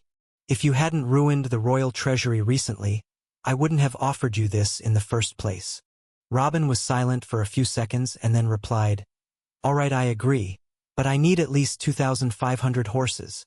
The Dark Legion will with shadow mobility to move in the shades, and the Wind Legion has speed and agility and will mostly support the armies from behind. They do not need war horses. As for the Fire Legion that Caesar will lead, they will all need such strong horses because they will be in the face of the cannon in every war. 2,500. You have a great appetite. Well, I will sell them to you for 1,000 gold coins or the equivalent of this number in talismans. I am the one who has a big appetite? Rage rose in Robin's head. That was simply too much. Ha. At least I can make up for what the past years have taken from us. This is just an offer. You can ask the rest of the families about the prices of war horses. That if you find a family that is willing to put a price on them in the first place, I am only willing to help because you are a valuable ally. But if you want more than 2,500 war horses, I will have to contact the royals at Garia Kingdom. They are famous for their war horse and we have good relations with them. They will provide what you need, but they will ask for 10,000 gold coins for every war horse at least. 10 what? They can keep them. All right, agreed. 2,500 horses for 2.5 million gold coins. Send them with Alfred as soon as possible. Robin's reply. Aha! You reminded me. What did you do to Alfred? The boy speaks of you as a god, and he was a major reason for His Majesty to agree to hand you over the horses and help you in your next wars. Asked Albert, evidently surprised in his voice. Ha. The boy only has a good eye and knows who he is dealing with. I will be waiting to hear from you again, Sage. Robin laughed out loud and then closed the voice channel. Although the price was exaggerated, he got the basics that he needed. But a voice cut off his train of thoughts. I can't believe you gave the royals all of these methods just like that. Mila shouted at him as she took the ring from his hands. Humph! Use your brain, woman. Your stupid father is using thousands of slaves to make him the level 6 fire explosion and 5 seconds darkness talisman. For how long do you think they will still be a secret? One corrupt guard or one smart slave will end the value for those 2 talismans at any day now. May it is already leaked, but we just don't know yet. As for the 15 furnaces, they are nothing. He can make a few extra fancy-looking weapons at best. He only took the vitality talisman from me, but I took what I wanted and even more. He think he ripped me off, but I have no regrets. No regrets. Handing over the methods of making the 3 talismans and the 15 furnaces to the royal family really did not bother him much. Handing over the furnaces can be like simply raising their quota of categorized weapons, and that would only hurt him by a few thousand or at most a few tens of thousands of gold coins per month, which is nothing when compared to any single industry he has, like the sound talisman carriers, for example. As for the methods of making 3 talismans, this is the price of playing with higher-ups. He didn't make them from the start to keep them to himself. They would all be distributed sooner or later for the right price. The only thing in his mind about this was that he now have to make more kinds of talismans and techniques quickly before he needed something else big from the royal family. After this call with the sage, he went back with full focus on his research. Over the past month, he has proceeded a long way in transmitting information mentally, and he finally got to the final moments, so the next 2 weeks Robin spent almost in complete seclusion. The whole issue was to change the method of transmission from first storing the information in a medium and then transmitting it, to direct transmission from a soul to a soul. And although it tired Robin somewhat, it was only routine steps that Robin had thought well before he started in the first place. So at the end of 2 weeks, Robin succeeded in creating a technique to communicate between souls directly. The technology has a few minor problems. First, they targeted individuals who will receive the soul message have to be in the scope of view the soul sense of the transmitter. Direct long-distance soul messages is impossible. The other, and most importantly, it drains a great amount spiritual power when used. It is not like a medium equipped with seals, spiritual strength, and natural energy and ready for this particular task. The entire burden is on the soul of the person who sends the soul message, so it is useful for saying a piece of information or a very small conversation, which cannot be used for a long talk, let alone passing techniques. However, he was very satisfied with it, and he did not come out directly from his isolation after that. He taught those around him not to disturb him until the knights and saints return from the new lands. And after a month and a half, no one has returned yet. The issue was a bit unsettling, but there was no need to worry about a group of saints and high-ranking knights, so he didn't think a lot about this. At that, he set out on the next most important research, the Burton family's existing elites technique. Previously, he had asked the patriarch to send a copy of the law techniques owned by the family, and it was finally time to open them. The patriarch sent 3 first-grade techniques, those 3 given to those who don't have much talent from the Burton family. They are most likely not going to reach knighthood in their lives anyway, so there is no need to spread the second-grade techniques among them. And he also sent 2 second-grade techniques. Those 2 are dedicated to the talented youngsters in the family, who will be cared for directly by the family and give them the resources and support to reach the knighthood at least. These 5 techniques are owned by the royal family and widely distributed to all the nobles of the kingdom. There is nothing special in them. Since the moment he decided to hold the first technique book, Robin's features have begun to change with every line he reads. In every minute he goes through many different emotions, sometimes astonishment and amazement, sometimes anger and insults, and sometimes hysterical laughter.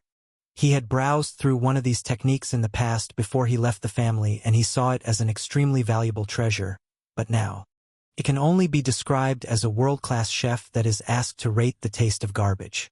After Robin mastered the perfect major law of fire, it could be said that he rolled the first grade of the fire path under his armpit. All the minor laws are somehow splintered from the major law. But by reading these techniques, he was hardly able to determine which minor law they were talking about, even after reading the books more than once. They are so distorted that they are so ugly, especially the 3 first-grade techniques. It is simply impossible to make the second degree of these laws based on what he sees in the first grade. It would be like building a castle on quicksand. The same is true for the second-grade ones. The amount of distortions in these techniques makes progressing from one level to the next one within the sainthood extremely difficult. The chance of reaching level 27 is basically non-existent. In fact, the breakthrough of Patriarch Brian to level 26 is already a miracle and proof of his rare genius. As he flipped through the book in his hand trying to understand what it leads to, a voice came from outside. "Sir Robin, the knights and saints from our new lands have arrived. They are now with the patriarch." Robin quickly closed the book in his hand and let out a long exhale as if he had found an excuse to get away from this ugliness. Then he took 2 scrolls into his pockets and ran out. On his way out, he told one of the guards to summon Theo for him to go immediately to the patriarch's office, and then continued on his way. "So you are Robin. This is the first time I've seen him too. Haha. Our family is blessed that you were born among us." "Robin, this is your Uncle David." Welcoming words and smiles filled the main hall of the Patriarch's building after Robin arrived. 5 saints, including Billy and the Patriarch, and about 15 high-ranking knights gathered around Robin after he entered and began exchanging compliments. "All the people here are the pillars of the Burton family. They all know who Robin is in the family and what his role is in everything that happens around them, even though some of them had not seen him until this moment. When he was young, they did not pay much attention to him. Only the Patriarch and a few knights were interested in the new talents, and after he grew up and ignited the fuse of the Dolliver War, they were sent to Dolliver before he returned to the family. They fought there before they saw who are they fighting for. The courtesies lasted for about half an hour, until finally, Robin pointed toward the seats. "Uncles, please. I have something to speak with you about." None of them felt strange that Robin was telling them what to do. They had literally just come from the lands he had won for them. He waited until he took his seat, then said, "I will get into the point directly, and please do not take my words as an offense. During the past period, I have found many problems in the Burton family and I have worked hard to solve most of them. But there is one problem that still worries me. It is you." Those present looked at each other in astonishment, not knowing what he was talking about. Does he mean that there was a traitor? Let me explain more. The biggest problem in the Burton family now are the heads. We don't have enough saints. Without saints, we will always need outside help in any war. Because we can't take family lands by military force while they have high-level saints wandering around freely. In that case, we will live our whole lives in fear. At last, they understood what was going on, but not what he wanted of them, until David spoke. "Haha, you didn't ask us to come today to scold us, right? I scold you? How dare this little one?" Then he took a scroll from his pocket and laid it out in front of them. "Please touch it with your spiritual sense." Without further delay, they all did so. Except for Billy and the Patriarch, the rest closed their eyes as if they had fallen asleep. "Isn't this the energy cultivation technique? What are you going to do?" Billy asked, surprised, but found no answer. Robin remained silent as everyone started to open their eyes one by one and looked at each other in amazement until the last of them opened their eyes. Robin spoke again. "Starting today, you no longer need to supervise anything in the family business or military-wise for the next 4 years. All what you have to do is use this technique with all possible energy stones you can find to increase your strength in the coming period. You all need to break through to higher levels before the war starts." I haven't tried this technique yet, but it looks miraculous. Billy also told us about it on the way and said it's great, but it takes more than just energy to have a breakthrough in the sainthood. Robin. Saint David Burton spoke calmly. I know. But it will be useful for whoever has comprehended his minor law and wants a little push to move to the next level. I will leave with the Patriarch a good number of spirit revitalizing pills that will always be ready in case one of you feels close to breaking through. And for those who have enough energy capacity and don't have enough understanding of their minor law, don't worry either. Cultivate like the rest in this technique to purge your body with purer energy and improve your talents by a little, and I will bring you the solution soon. The Patriarch was already very happy about the matter of the spirit revitalizing pills, but he quickly stood up at Robin's last sentence. "You are saying you have a solution to the problem of comprehending the laws. What is it? How do you solve that?" Robin looked at the Patriarch and shook his head. "Honestly, I don't know yet. The problem is that everyone here has built their pillars using these already flawed techniques, and we can't wait for the new generation to grow up to have saints from them. It's inevitable to try to find a solution for the current generation of saints and senior knights. But it is okay. I have enough confidence that I will find something very soon." Flawed techniques? Talking about the techniques they cherish as trash had a stinging taste in everyone's mouth. "They are flawed to the point that they are making me sick," Robin replied with his usual bluntness, then continued, "Now excuse me, I will go back to find a solution for you. Please don't be too lazy with your training." Then he turned and closed the door behind him, leaving behind a hall full of bewildered old men. The first thing Robin saw when he came out of the Patriarch's building was a long-haired figure dressed in black and slightly bowed in his direction. It was Theo. Robin didn't stop upon seeing it. but took out the second scroll from his pocket and threw it toward him, saying, "Wait when you get home and pass your spiritual sense into it. This is a multi-use scroll. After you've learned it, teach it to your fellows of the Dark Legion, and then send it to Peon to teach it to the Wind Legion. Then let one of you keep it safe with him until he returns it to me when the opportunity arises." Theo didn't understand what that scroll contained, but it looked so precious. So he picked it up anyway and kept bowed slightly over until Robin passed in front of him. Then he disappeared silently in front of the guards as if he was never here. Robin's road to his palace took more than twice the time it supposes to be, and after he reached the palace and the guards bowed in front of him and opened the gate for him, he turned and moved quickly outside the administrative area heading to Uncle Tim's restaurant. His visit this time was not to celebrate or entertain a meal like every time. Rather, he consumed a few bottles of aged wine before leaving for his palace. He was psychologically preparing to return to his newest fear. Although he had previously thought that dealing with laws directly would be the easiest type of research for him, he realized the extent of his mistake after reading those techniques. Dealing with these techniques is a nightmare. But he realizes that it is inevitable. All the knights and saints of the family use these techniques, and he must find a solution to it, or else the family will live for decades without heads. And with this, another 2 weeks passed, announcing the passage of the first year of the agreement with the dukes. To reduce the search, Robin ignored the 3 laws of the first level for the time being and decided to only deal with the 2 of the second degree for now. And after each examination session in one of the 2 techniques that last for less than an hour, he gets up and breaks something in the room or vomits or screams at the top of his voice, cursing the ancestors of the person who made these techniques. But he quickly calms down when he remembers that they tried as hard as they could without the eyes of the truth, before another cursing session began an hour later. If it was only for them to discover a stronger law, it would have been easy, and if it was also to provide them with the same law but perfectly, it would also have been easy, relying on the eye of truth that had recently become stronger and on his extensive knowledge of the fire path. He would have done it in no time. Robin's problem now is the pillars and the levels that those knights and saints built based on these techniques' version of the law. He can't destroy what they built before and have them start anew either. This would be no different from training new youngsters, and these old monsters will die of old age before they can do anything in the first place. The only solution is to find a way to fix what has been corrupted, using the same laws that they used previously to fill the gaps and fix the wrong parts in the pillars and previous levels. Then they can build on that. And just as it seems, this was not easy.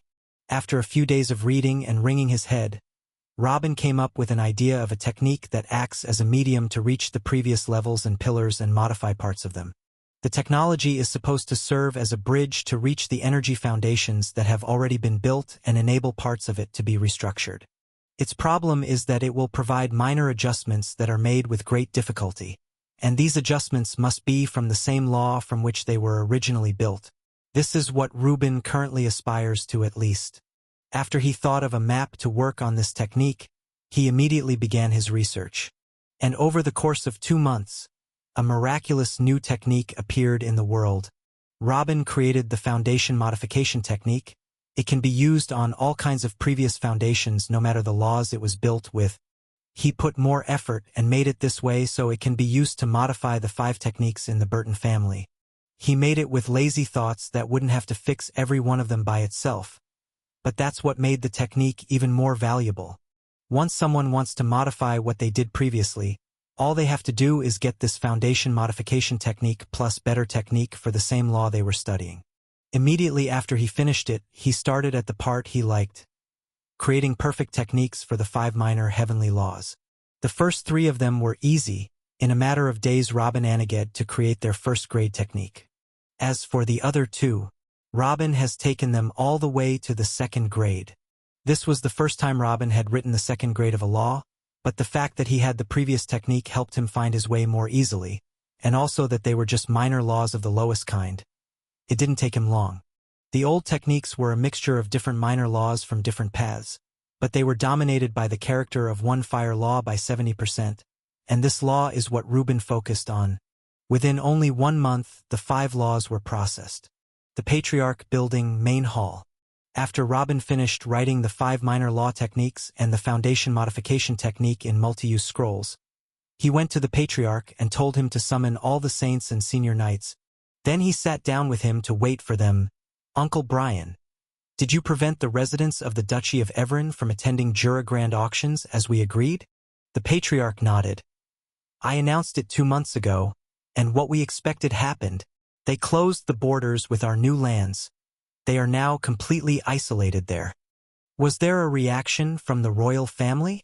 Robin asked. The worst-case scenario that was predicted has already occurred. Yes, Prince William contacted us to find out why we prevent the Everns from participating in the auctions. And when we told him about the weapons tax they imposed on us in entering and leaving from our own lands, he told me that he would try to mediate. But to no avail. They still insisted on the tax and even raised it to 15% of the all weapons, as a punishment for our decision to ban them from auctions. The Patriarch shook his head. Robin chuckled. They can even ignore the royal family to such a degree, as expected of the most powerful duchy in the Black Sun. Well, let's play till the end and see who establishes his word. What about our 3 special forces? Their field training started yet? The Patriarch shook his head again. They are all still secluded as well. I think it will take a few more months to comprehend such a technique. Then I have plans to send them to the Beast Zone for their training. You don't need to worry yourself about them. Oh. In the span of another 2 hours of awkward silence, all the high-level knights and saints were gathered. They had all been in training seclusion for the past 3 months, and Robin even found that 2 of them had managed to break through from level 19 to level 20 already. And some other knights were about to start trying to break through to level 20 as well, and it was all thanks to the energy cultivation technique alone. Regardless of gaining power, winning the incoming wars and so on, each breakthrough equals extra years in their lives. And for those old monsters, that's more than enough motivation to do their best in training, even more than the young generation. So when the Patriarch summoned them by saying that Robin wanted them in a hurry, they immediately left what they were doing and came. Please, all of you, insert your spiritual sense into the scroll bearing the name of the minor heavenly law with which you built your knighthood pillars. Robin spoke after he unfolded 5 scrolls in front of him, completely empty except for a few words on top of each of them representing the name of the technology inside. And now, after also following Robin's words and injecting their souls into the 4 scrolls, they fell silent for a few minutes. Then, beautiful. So this is what a real law technique looks like. One of them was enveloped in tears. He started regretting every second he spent cultivating his previous technique. Is that really the same law I was studying? Another shook his head. Robin, why are you showing us this now? Billy asked annoyingly. They can't change everything they've been doing in their lives now. That's simple. They should follow the same technique. Even if it is bad, it is still what they have. Robin didn't reply, but rolled another scroll. Now you all inject your souls here. After a few sighs, they all started to pass their souls in the last scroll as well, not expecting anything this time. The enthusiasm they had just before dissipated after seeing the perfect technique of the laws they had been using all their lives. After seeing them, they feel that they want nothing else from this life but cultivating these precious techniques. But they knew it was too late. It was really an ugly feeling to see something you want and have it in your hands, but still, can't use it. A few minutes later, a shout rose suddenly. Impossible! The first person who opened his eyes let out a loud shout and stood up in a hurry. This?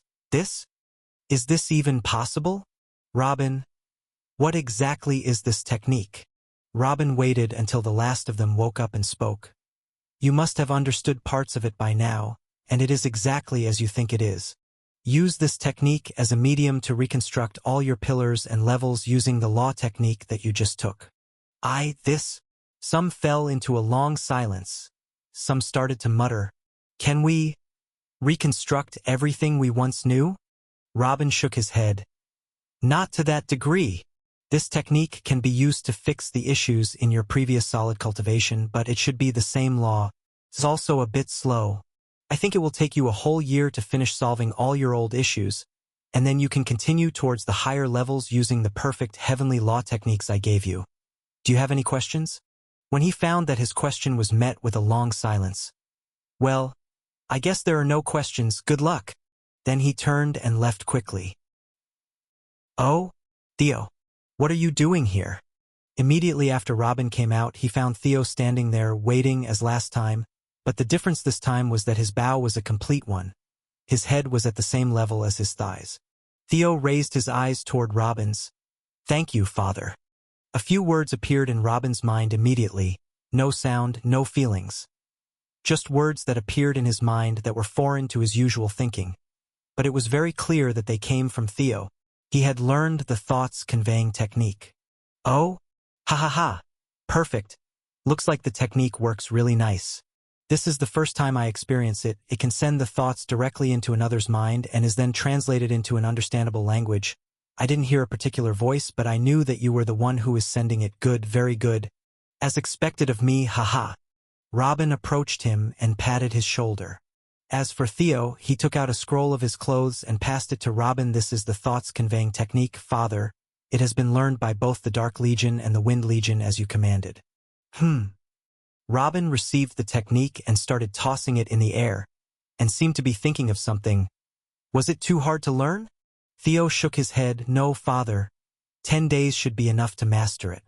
Good. Take it and bring it to those old monsters who are sitting with the Patriarch and tell them to train on it too. Then pass it on to Caesar and have him and the Fire Legion train on it.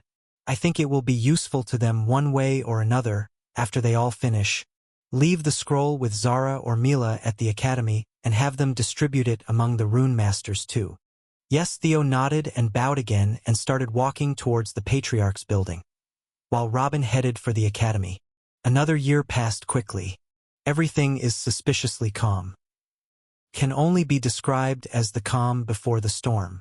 The big moves and the mobilization of the armies of the Duchy of Alton and the Duchy of Bradley were very clear and attracted the attention of the entire kingdom there, but no one succeeded in understanding what was happening. Only rumors flying about an imminent huge war kept everyone in a state of anticipation. The return of the elders of the Burton family from the new lands and their sudden disappearance behind the closed doors did not go unnoticed either. The city became full of nobles and spies, and what happened was easily monitored. Since the return of those elders, and for more than a year now, no one has seen them, except for the young St. Billy and Patriarch Brain, who would appear every now and then to sign a paper or visit the army site, before disappearing again. Even the auctioneer is a saint of the Bradley family, and he is sometimes helped by Mila Bradley when a problem arises. A huge financial institution of this size that no one from the Burton family supervises. All aside, the Duchy of Evran has been actually the most active one this year. After the Burtons ignored their threats to close the border with their new lands and continued to prevent them from auctions, they went crazy, and even closed the border between them and the Duchy of Alton as well to make Duke Raymond Alton pressure the Burtons to accept his terms. But to no avail. They sent envoys to the Burton family. They were ready to go back to the original 10% and forget about the 15% increase, but no one was received by their envoys. They sat with old knights of level 12 and then left with their faces burning with humiliation and anger. As for Robin, after completing the foundation modification technique and repairing the law techniques that were used by the family elders, he went back to what he was doing before, moving between the Grand Library, assisting the rune masters, giving lectures at the academy during the day, and researching at night. It would not be an exaggeration if Robin said he had read more than a quarter of the Grand Library by now. Although the Burton family library was by no means the largest of its kind, his general knowledge has increased dramatically. As for the rune masters, their number currently reached 221 even without the 50 inscription masters who went to the new lands. However, the year saw a noticeable drop in the number of applicants to work for the Burton family, especially after Robin announced that he only needed young men with strong souls and stopped hiring older knights. Although their large number has assured the needed talismans could be completed before the war began, Robin was even more busy helping them. This is because Billy took almost all of the gold reserve from the family on his last trip to the new lands and left the Burtons' treasury nearly empty. So aside from the talismans that are sold monthly at the auctions, he started selling other products to fill this money deficit, such as empty thoughts conveying scrolls.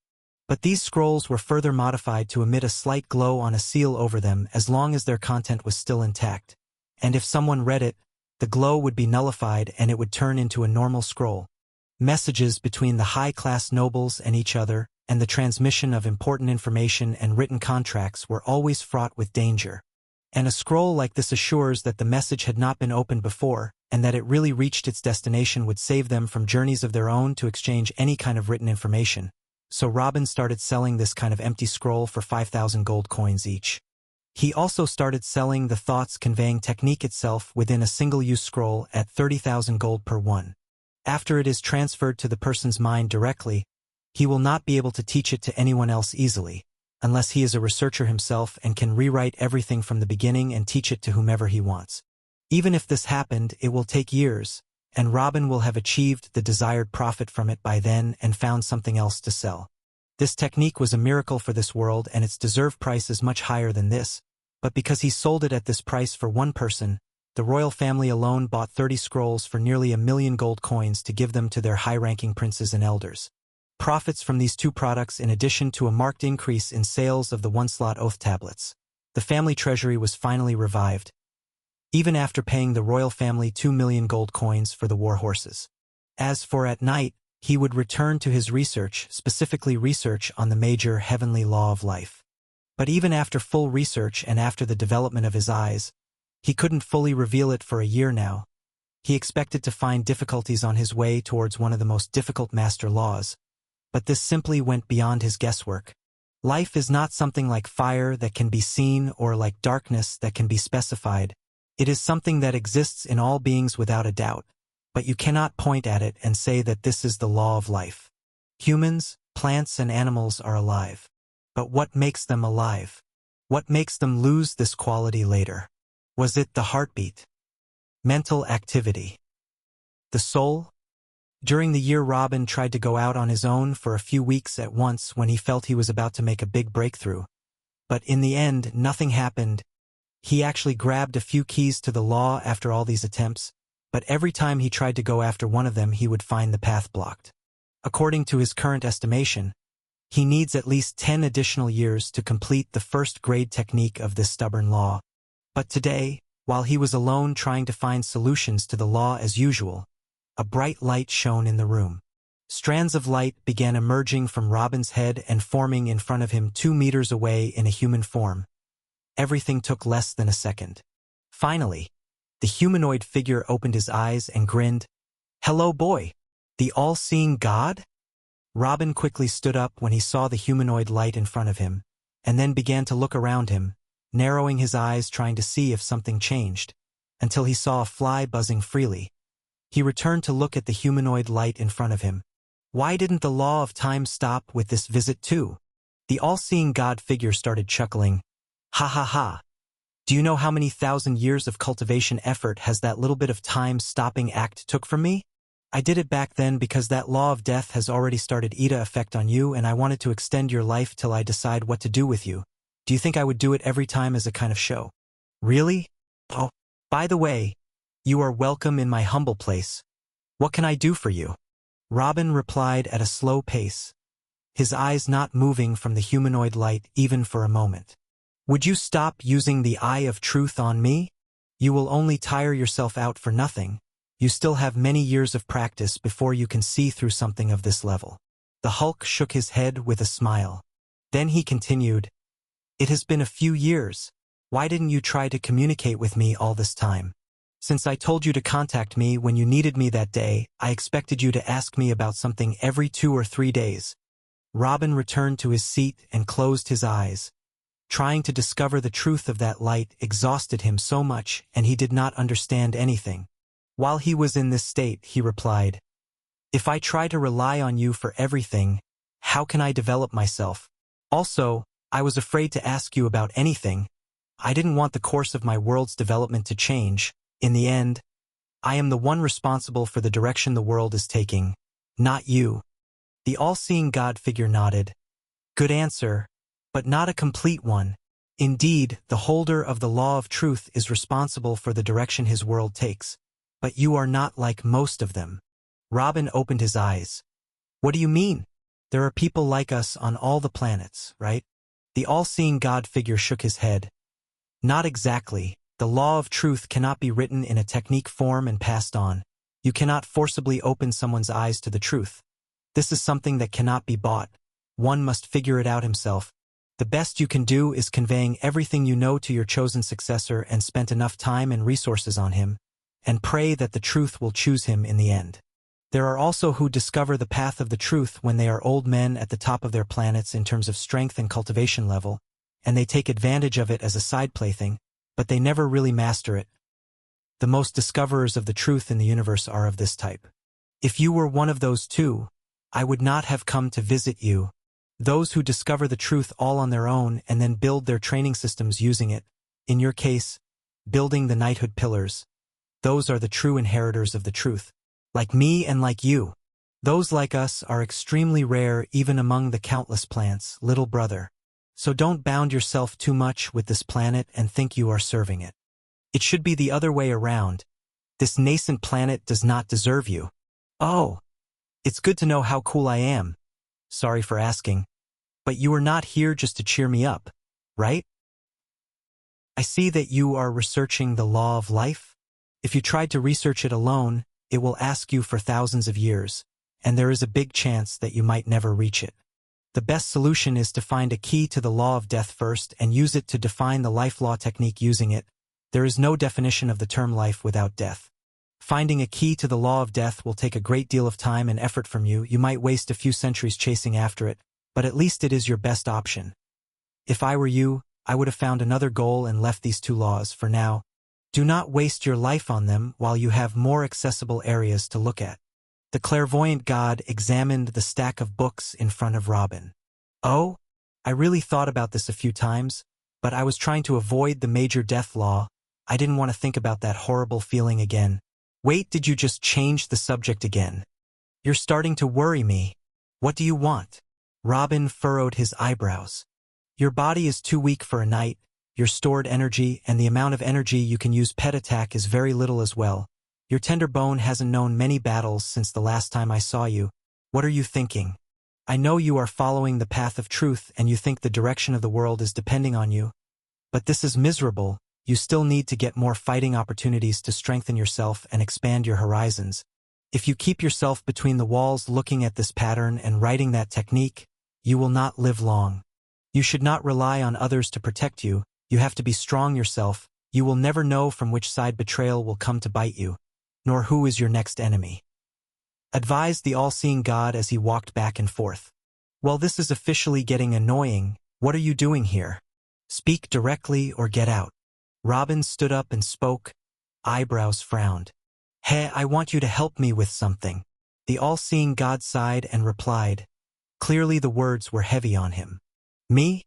I help you. With what? Robin was very surprised. He is just a being from a nascent planet. What can he even do to someone like that? After a few seconds, the all-seeing God replied.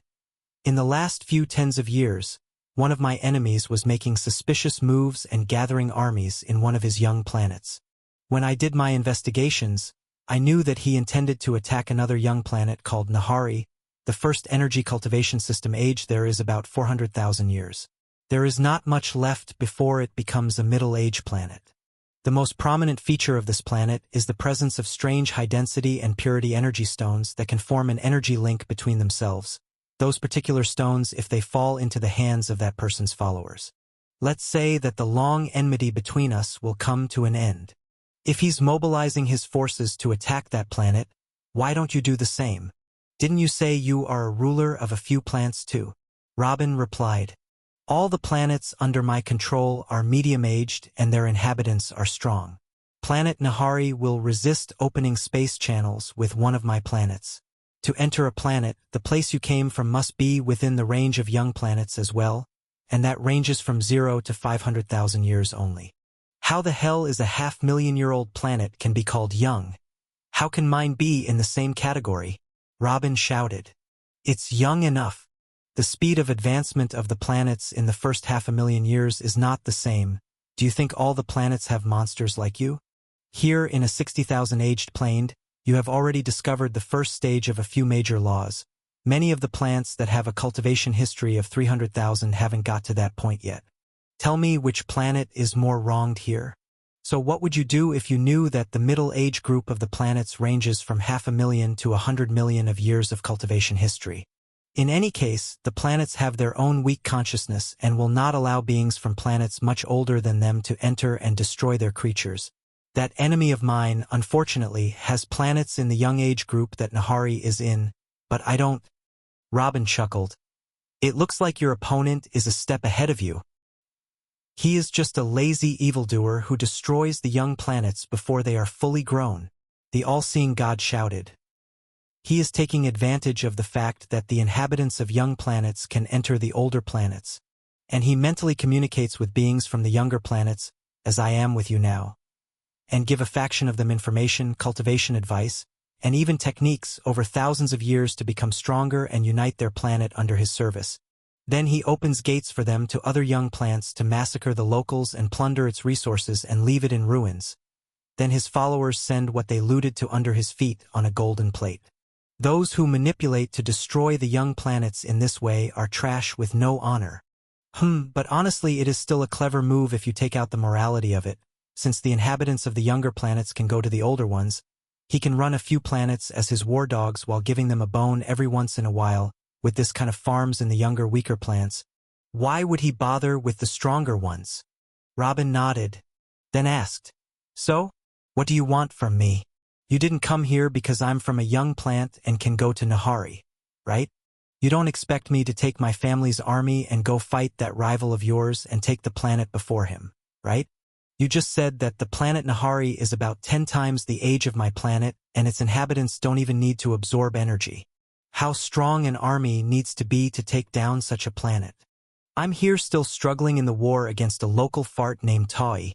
For God's sake, you must be delusional if you think I will fight in this. The all-seeing god quickly shook his head. I don't want you to confront him directly. Just listen. Planet Nahari's local inhabitants are very strong, and you can't use your family's army against them. Even if you united your whole planet and empowered them for a few centuries, you most likely wouldn't be able to invade a quarter of that planet. That guy would usually do the same with this new planet and try to gain their trust and loyalty over a long period of time until they send their resources to him directly. But he wants those resources as quickly as possible, and he wants all of it. And he knows that I will try to do something to stop him. That is why he is preparing for a huge war that will eliminate the local inhabitants completely and plunder Nahari clean if it goes according to his whim. And I can't afford for things to go down that path. That planet, due to its size and resources, has a large population, and they are still distributed in the form of tribes with no countries or kingdoms, so many tribes, and many of them are similar in strength and do not trust each other. That is why neither he nor I will benefit from trying to make one of the tribes work for us with some temptations. Each tribe is just a drop in the sea. And honestly, I tried to appear to some of them in this body to communicate with them and warn them of what was to come. But they called me a demon and ran away. They are not very smart. The only solution I have found is to find a way to quickly make those locals stronger and alert them about the coming war with a reliable information source so that everyone listens to that source and gather around it, and they themselves defend their planet and not let it fall into the hands of that person. And I want you to take over this task. Robin rubbed his forehead for about a minute. You want me to go to a huge planet full of strong, ununited locals, make them stronger, make them trust me, unite their ranks, and make them soldiers for you? You ask for too much, big brother. I'm nothing but a child in front of everything you say. I only want to research in peace and develop this plant as much as I can before I die. And also, I'm not your subordinate. The all-seeing god quickly replied, I have hesitated a lot to come to you because I know how difficult my request is. But you are the only person I know from a young planet. And you have the law of truth. Who could be better than you for a task like this? Those resources must never fall into the hands of that person, Robin, or I will receive a targeted blow that might end my life. Also, I don't want them to be soldiers for me, as you say. I want them to defend their own homeland. What is the problem with that? And it is true that you are not my subordinate, but do not forget that you owe me your life. How much time do we have until that war begins? Robin asked in a heavy voice. According to what I see in terms of equipment and training, I think that his army will be ready within half a century at the most. The all-seeing god replied.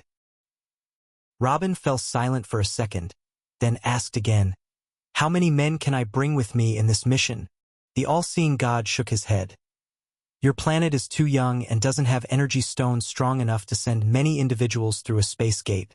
If you research it on your own, you might even find it impossible to empower such a project. But I can teach you a formation that can use a large amount of the weak energy stones from what you have to activate the gate.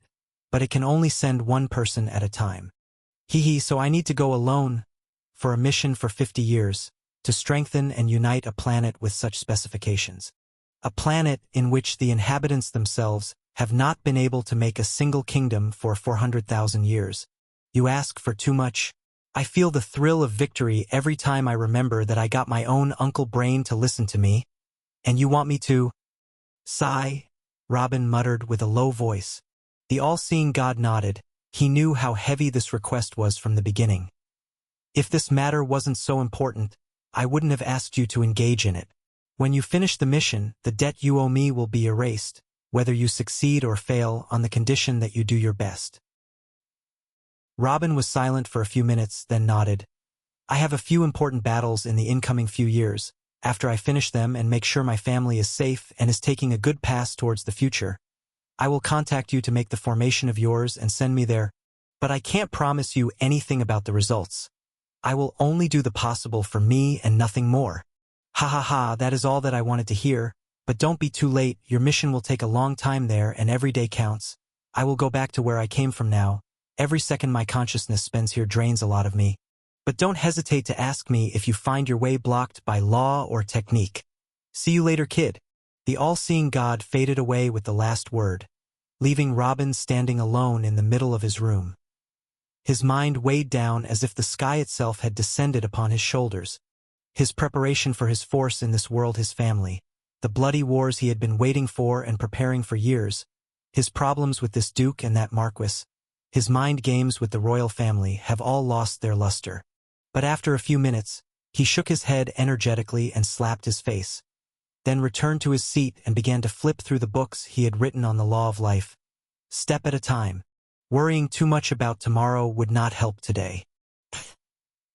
After an additional 5 months of that meeting, the Life Heavenly Law Technique was formed, the highest heavenly law technique that appeared in this world after the path of the truth. A key to the law of death. The biggest problem that might appear to anyone who researches the heavenly law of life. But this was not an obstacle for Robin. The discovery of that key was what gave him what he needed to discover the path of truth in the past. The key was already with him. All he had to do was retrieve some memories, and with that, Robin was able to gather enough information about the law of death to help him create the law of life technique. Even if it wasn't a picnic, messing with the law of death is a grim and hideous thing, and one wrong move could cause the death of the person trying to comprehend it. But because Robin had personal experience with this law, there was no great danger to him. The ease of the subject and the help of fate made him overlook the importance of the key to the heavenly law of death that he had in his hand. He didn't know that there are middle-aged plants in which a technique to this law has not appeared yet, and had it not been for the experience of death that he went through himself, he might never have discovered it. After Robin came out of his seclusion and handed Zara the Major Life Heavenly Law Technique, she left everything in her hand and ran happily to her own room. She had been waiting for this moment for a long time. As for the void she left behind as the head rune master, Robin decided to fill it. From his point of view, all the problems that were holding back his force in this world, the Burton family, were dealt with, from the financial basis to provide strong knights to the strengthening of the present old monsters. Everything was put into place. The number of rune masters has also made everything easy. Almost all the initial amount that he owes to the Alton and Bradley families has already been made and waiting to be shipped. And now the rune masters are working on providing talismans for the family's army, and to sell to the other families in patches if needed, especially the families of the rune masters, as was agreed before, by removing all those obligatory tasks that he was setting his sights on and even providing strong laws for all of his adopted children. Now is finally the time to relax and work for the fun of it. In addition to the hours he spends in the library and the academy every day, Robin added an hour of his time daily to walking around the city to see new faces and watch the changes in the city, and also to hear about his charity. But he found that week after week, month after month, The open-air restaurants that were designated for distributing food in the city began to decrease instead of increasing, to the point that the last few of the open-air restaurants were preparing to close. And when he asked about the matter, he found a strange answer. There are no longer poor people in the city. After they were assured that there were 3 meals a day, all those who were able to work went out to search for a living without fearing for their children and elders. They went to work in the mines, the New Beasts farms, and even the factories of Sound Talismans carriers founded by Billy. As for the women, who were unable to work hard, they began to work with Uncle Tim Burton himself to produce food for the other poor people, and they were fairly paid for it. Little by little, no family in the city was left so completely destitute that he could not provide for his daily food and basic necessities. Now, almost only the young orphans use it. Because of this, Uncle Tim asked those in charge of distributing the monthly quota to reduce it from 20,000 gold coins to less than 1,000 gold coins. When Robin heard this, he couldn't believe it. This was a massive economic transformation on the level of a huge city that contains nearly 300,000 citizens. An entire segment of thousands of people were eliminated in no time. Something he's never read about before in the Grand Library. Seeing that the results were even better than he expected, Robin ordered that the aid be increased to 100,000 gold coins per month, and that the charity is to spread over all the ancestral lands of the Burton family, not just Jura City. Good morning, Uncle Robin. Another beautiful day in Jura City, haha. I have been appointed as a cook for your charity work, sir. Thank you. It's you. Robin was enjoying his time and nodding to those around him, smiling as usual, until that last angry shout stopped him. When he looked at its source, he found 5 young men at level 11 of knighthood, and the one who stood in the middle of them was looking at Robin as if he had killed his father. It was someone Robin knew well. Oh, Halbert Ass, what are you doing in my city? It was Remus, the son of the one who sent the assassin after Robin. Your city? Don't overestimate yourself. I'm here for talismans, of course, or else what would bring me to this dirt pit? Listen, just because you and that Caesar of yours are still breathing doesn't mean I have forgotten what happened that day. And seeing you today, it seems fate has chosen you to die first. Remus replied. Sparks shot out of his eyes, and he and his 5 companions advanced and surrounded Robin. Robin looked around him as they were trying to block his way to escape, amused. Then he asked, Aren't you afraid to cause trouble here? The Burtons aren't a bush over, you know? Humph. Just a nouveau riche family with no roots. You still have to progress another few thousand years before you use your family in front of me. Then again, and a kid like you thinks that you can represent the Burtons? I will pay them a few copper coins for your head. Even if he killed him today in the middle of the street, what would happen? He is the son of a marquis. As long as he doesn't cause trouble in the auction house, the royal family won't bother with anything else. Robin looked at the 5 who turned around and sighed. This wasn't even funny anymore. With a quick calculation, he found that he would need 3 attacks to kill the 5 of them. But he shook his head, then raised his face to the sky and roared. I, Robin Burton, am facing an attempt of murder here. They want to kill me inside Jura. Can anyone help me? The street has stopped. In the blink of an eye, the passing farmers raised their machetes. The workers rolled up their sleeves. The little children picked up little rocks.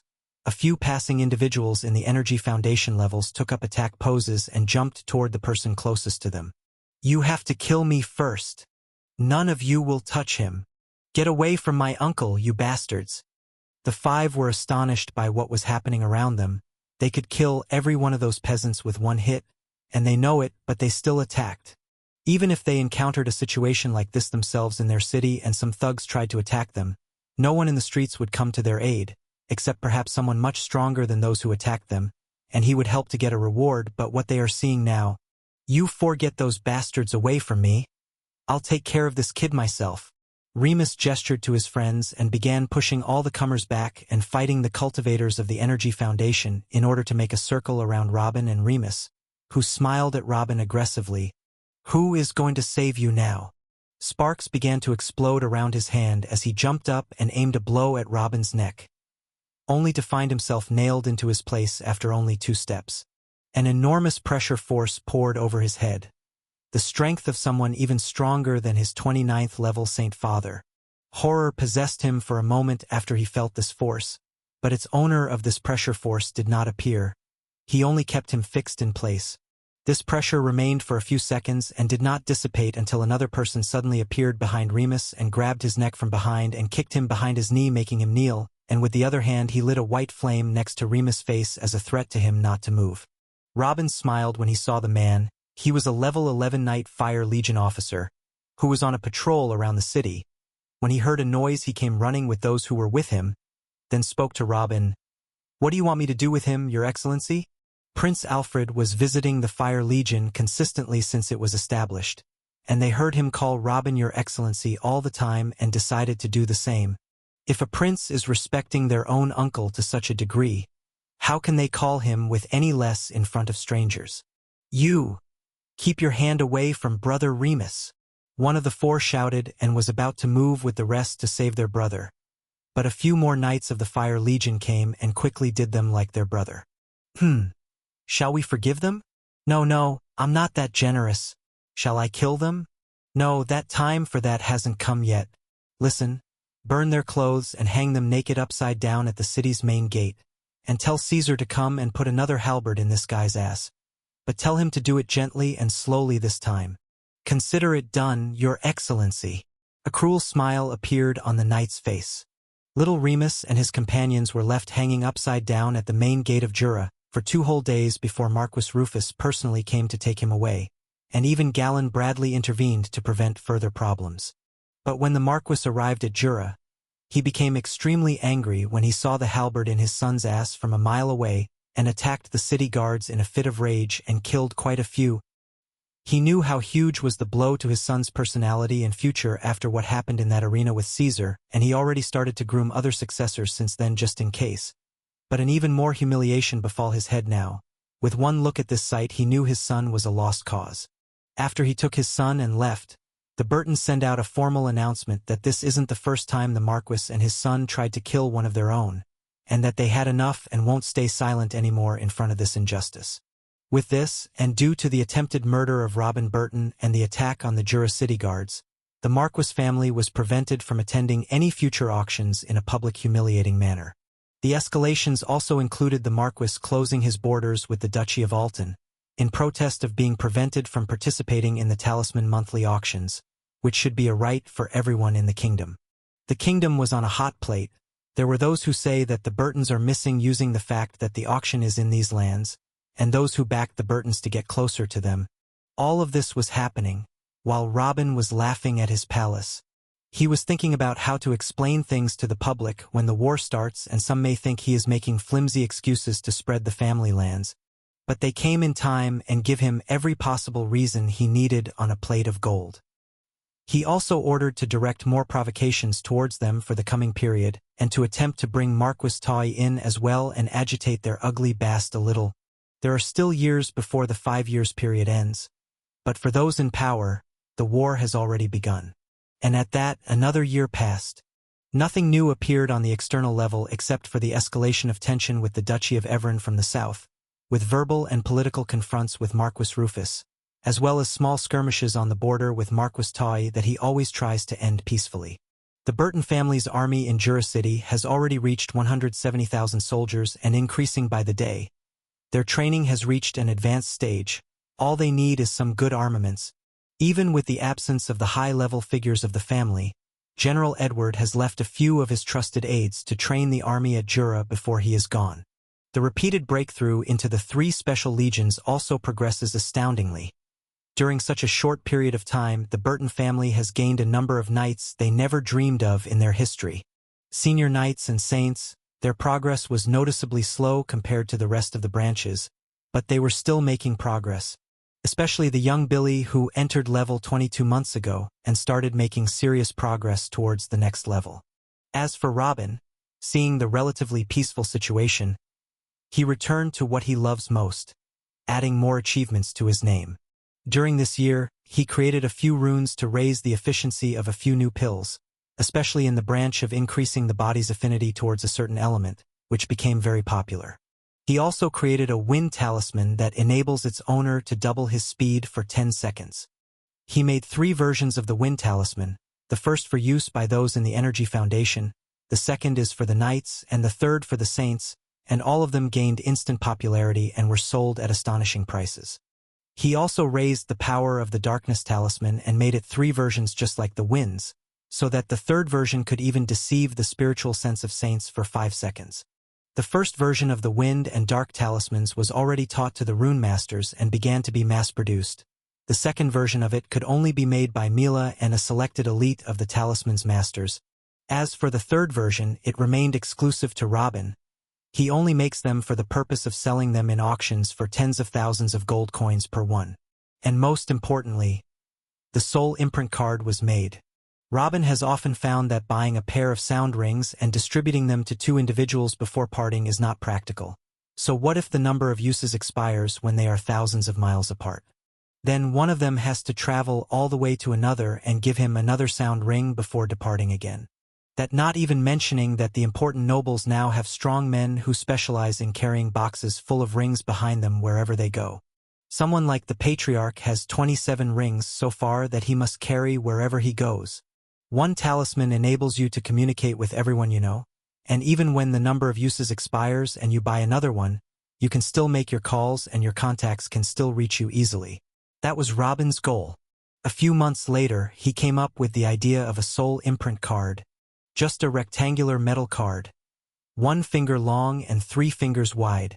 All you have to do after buying a new sound talisman is to inject it with your soul print to identify it as yours, and then inject your soul imprint into the Soul Imprint cards and distribute them to those who want to reach you. The idea of the card is to store the imprint of your soul inside it and give the card to the person you want to communicate with you. The person records the imprint of your soul inside his sound talisman and can use that soul print to send messages to you forever as long as the card is with him. Even if the sound talisman had one use, they could buy another one and use the same soul imprint card to communicate with the target. And with that, the matter of the 2 rings was over. For example, a person like the Patriarch will have 1 ring on his finger, and he will distribute 27 cards to the rest of his contacts. And even if his ring breaks, he can buy another one and the 27 will be able to communicate with him normally and easily. All this is in addition to the feature of direct transmission of thoughts. After fusing the thoughts conveying technique instead of the sound waves-based one, it became much more effective as no one has to actually speak when sending messages again. The new generation of sound talismans made a huge noise around the kingdom. The old generation is still being released at the same reduced prices, but the prices of the new generation have increased a few times at once. And instead of just buying the 2 rings, now everyone has to buy soul imprint cards constantly to keep with them and distribute them to their acquaintances. And foreigners actually, distributing soul imprint cards have become a way to say I'm rich and from a good family. Now it has become one of the successful forms of flirting, and the young masters are running around distributing their soul imprint cards to beautiful girls. The idea of the soul imprint card has also been applied to the secret scrolls. Now after completing the message or technique that you are making and wanting to deliver it to a specific person, you put the imprint of his soul on it, and with that only he can open it and read what is inside. This raised the value of the empty scrolls for more than 10 times. Due to the increased pressure on the runes, especially the sound runes, and the small number of new applicants for the rune master position, Robin made a tablet that glows when approached by an individual with a strong soul. Previously, only saints could sense how strong the soul of young men was, but now with a few scouting tablets made by Robin, many expeditions began to spread around to search for young talents among the residents of Jura and nearby cities and recruit them for the academy. This year was undoubtedly one of the most productive years in Robin's life. However, the 0 hour is getting closer and closer, and the calm is about to end. After another 3 months, Zara has finally completed her first law of the life heavenly law and is out of her seclusion as a knight. The almost 17-year-old Zara is now one of the youngest knights who have ever appeared in this world, even with the fact that her training has been delayed for a long time until Robin brought her the life heavenly law perfect technique. On that same day after she built her pillars and went to tell Robin about it, he didn't order a celebration for her, and she was actually not excited either, but nervous. The first thing he did was that he ordered for Pion to come and meet him at once. After he arrived, Robin made him sit on a chair in front of Zara and take off his mask to show a hideous disfigured face in front of them. And without any further discussion, Robin looked at Zara and said, You can begin now. And Zara knew what he meant. She exhaled deeply. Then she raised her hand tensely and placed it on either side of Peon's disfigured face. And a green glow began to radiate from her hand. After about 6 hours in the same position, Zara removed her tired, shaky hands and put them on her own eyes as she started crying. I'm a failure. I'm a failure. This law technique is wasted on me. She has been trying to treat her brother's face all this time, and for the 6 hours she did not remove her eyes from his distorted face, afraid that she would miss a detail. But even till she ran out of energy, no miracle has happened. Failed at what, little sis? What was going on? Peon asked as he started to put on his mask again. Though he didn't understand anything about what was going on for the last 6 hours, he only did what Robin told him to do and nothing more. But seeing his little sister behaving like this broke his heart. Wait a minute. Who told you to wear your mask? Ha. Go and look in the mirror. Robin took the mask from him and pointed towards the mirror in the room. Again, he didn't understand what was going on, but he did what he is commanded anyway and headed towards the mirror. But after he took a few steps to the mirror, he was nailed in place in front of it, and a thread of tears started to fall from both of his eyes. Because Zara was focusing on his face the whole time, she didn't notice any change as it was happening too slow. But he who remembers how he was before and sees how he is now can easily spot the changes, though he is still full of injuries and missing parts. His face was nowhere near how it was in the morning. Ha, you silly girl. When you work, you should put your feelings aside. Your mind was too busy that you missed what is happening in front of your eyes. Haven't you noticed the new facial cells growing all that time? Robin went to Zara and patted her hair. Ha! Zara stopped crying and exclaimed, surprised about what she was hearing, and looked at Peon to check his reaction. At my estimation, 15 more sessions like this one would be enough to fix Peon's entire face. I'm looking forward to seeing if he is more handsome or I am. Ha, Robin spoke with a smile. Really? I can heal his face entirely? Zara stood quickly. Of course, since when I lie to you, brat? But if a few slashes in the face and a cut-off lip and missing piece of the nose are going to waste all that time and energy from you, how long will it take to get his left arm back? Robin muttered, rubbing his chin. Peon felt that he was hit on the head by a lightning bolt. His face would be completely healed? Could his left arm that was cut off from the shoulder grow again? This will take longer than expected. You can't only do this every day. Devote a maximum of 2 hours a day to treatment sessions. You should not tire yourself too much. And after you finish treating Peon's face completely, start restoring Theo's tongue as well. I want to hear that bastard voice. Then go back to spend your time on your brother's arm again, which will most likely take a year or 2 to regrow. You are exempt from working on the talismans department starting today. Focus on raising your level as a knight quickly so that the number of your abilities increases even more and your healing ability becomes faster. With all the coming wars, we will need this ability of yours. But I love working on talismans, Zara replied, wiping away her tears. Really? This was not expected. Alright, you can help Mila, but just like the healing sessions, you should not exceed an hour or 2 a day as well when working on the talismans. You can supervise the other rune masters or something. Other than that, focus on raising your level and exploring the rest of your abilities. The law of life is not limited to treatment. I want you to advance fast and overtake the rest of your brothers in cultivation level, understood? Said Robin. Yes. Zara nodded hard. Bah! A sound of collision occurred beside him. As Robin looked toward the source, he found Peon kneeling with the wood under his feet wet with tears. Thank you. Thank you. This has become too heavy. Even if I give you my life, it won't be enough to pay you back for everything you do for us. Can't I? Regardless of his face and arm, he knows the significance of that technique with Zara. It is priceless. The life heavenly law perfect technique is far more precious than his wind heavenly law perfect technique. If she goes anywhere on the planet right now and showed her healing ability, she will be treated like a princess. Thank me by getting stronger and helping me destroy my enemies. Don't act emotionally like that sissy Caesar, ha, right? How is he and Theo? I haven't seen them in a while. Robin laughed out loud and went back to his seat.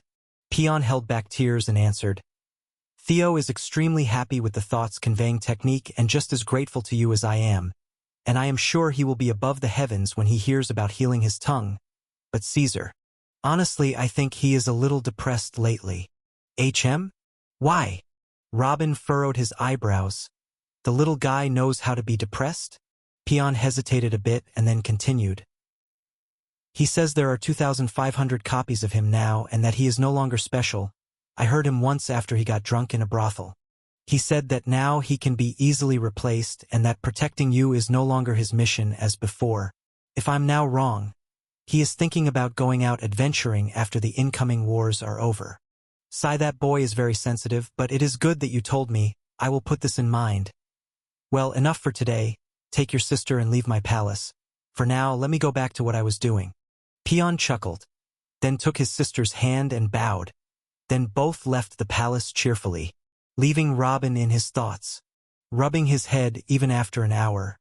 Was I wrong about Caesar when he gave his own technique to the family? No, they need strength. When a battle is inevitable and Caesar looks behind him and finds 2,500 knights covered in white flames waiting for his orders, he will understand this decision. But the White Flame Demon is no longer a useful title now.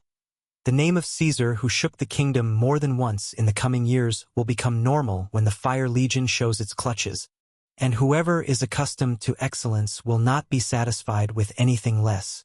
Robin's head felt like exploding. He is making a lot of jokes about the emotional Caesar, but he knows well that the man who used to storm the inner beast zone alone and live there for months at a time was not emotionally weak, and he is always a guy who kept to himself. If it got to the point where he goes drink and complains to his new brothers, it must be affecting him too much. But what does he do for him? His path is already set in stone. There is nothing higher than the fire heavenly law perfect technique that can be given to him, or is there? Robin, who was researching a new type of wind talisman, stopped what he was doing that day and began to look in that direction, looking for a way to upgrade a major heavenly law technique.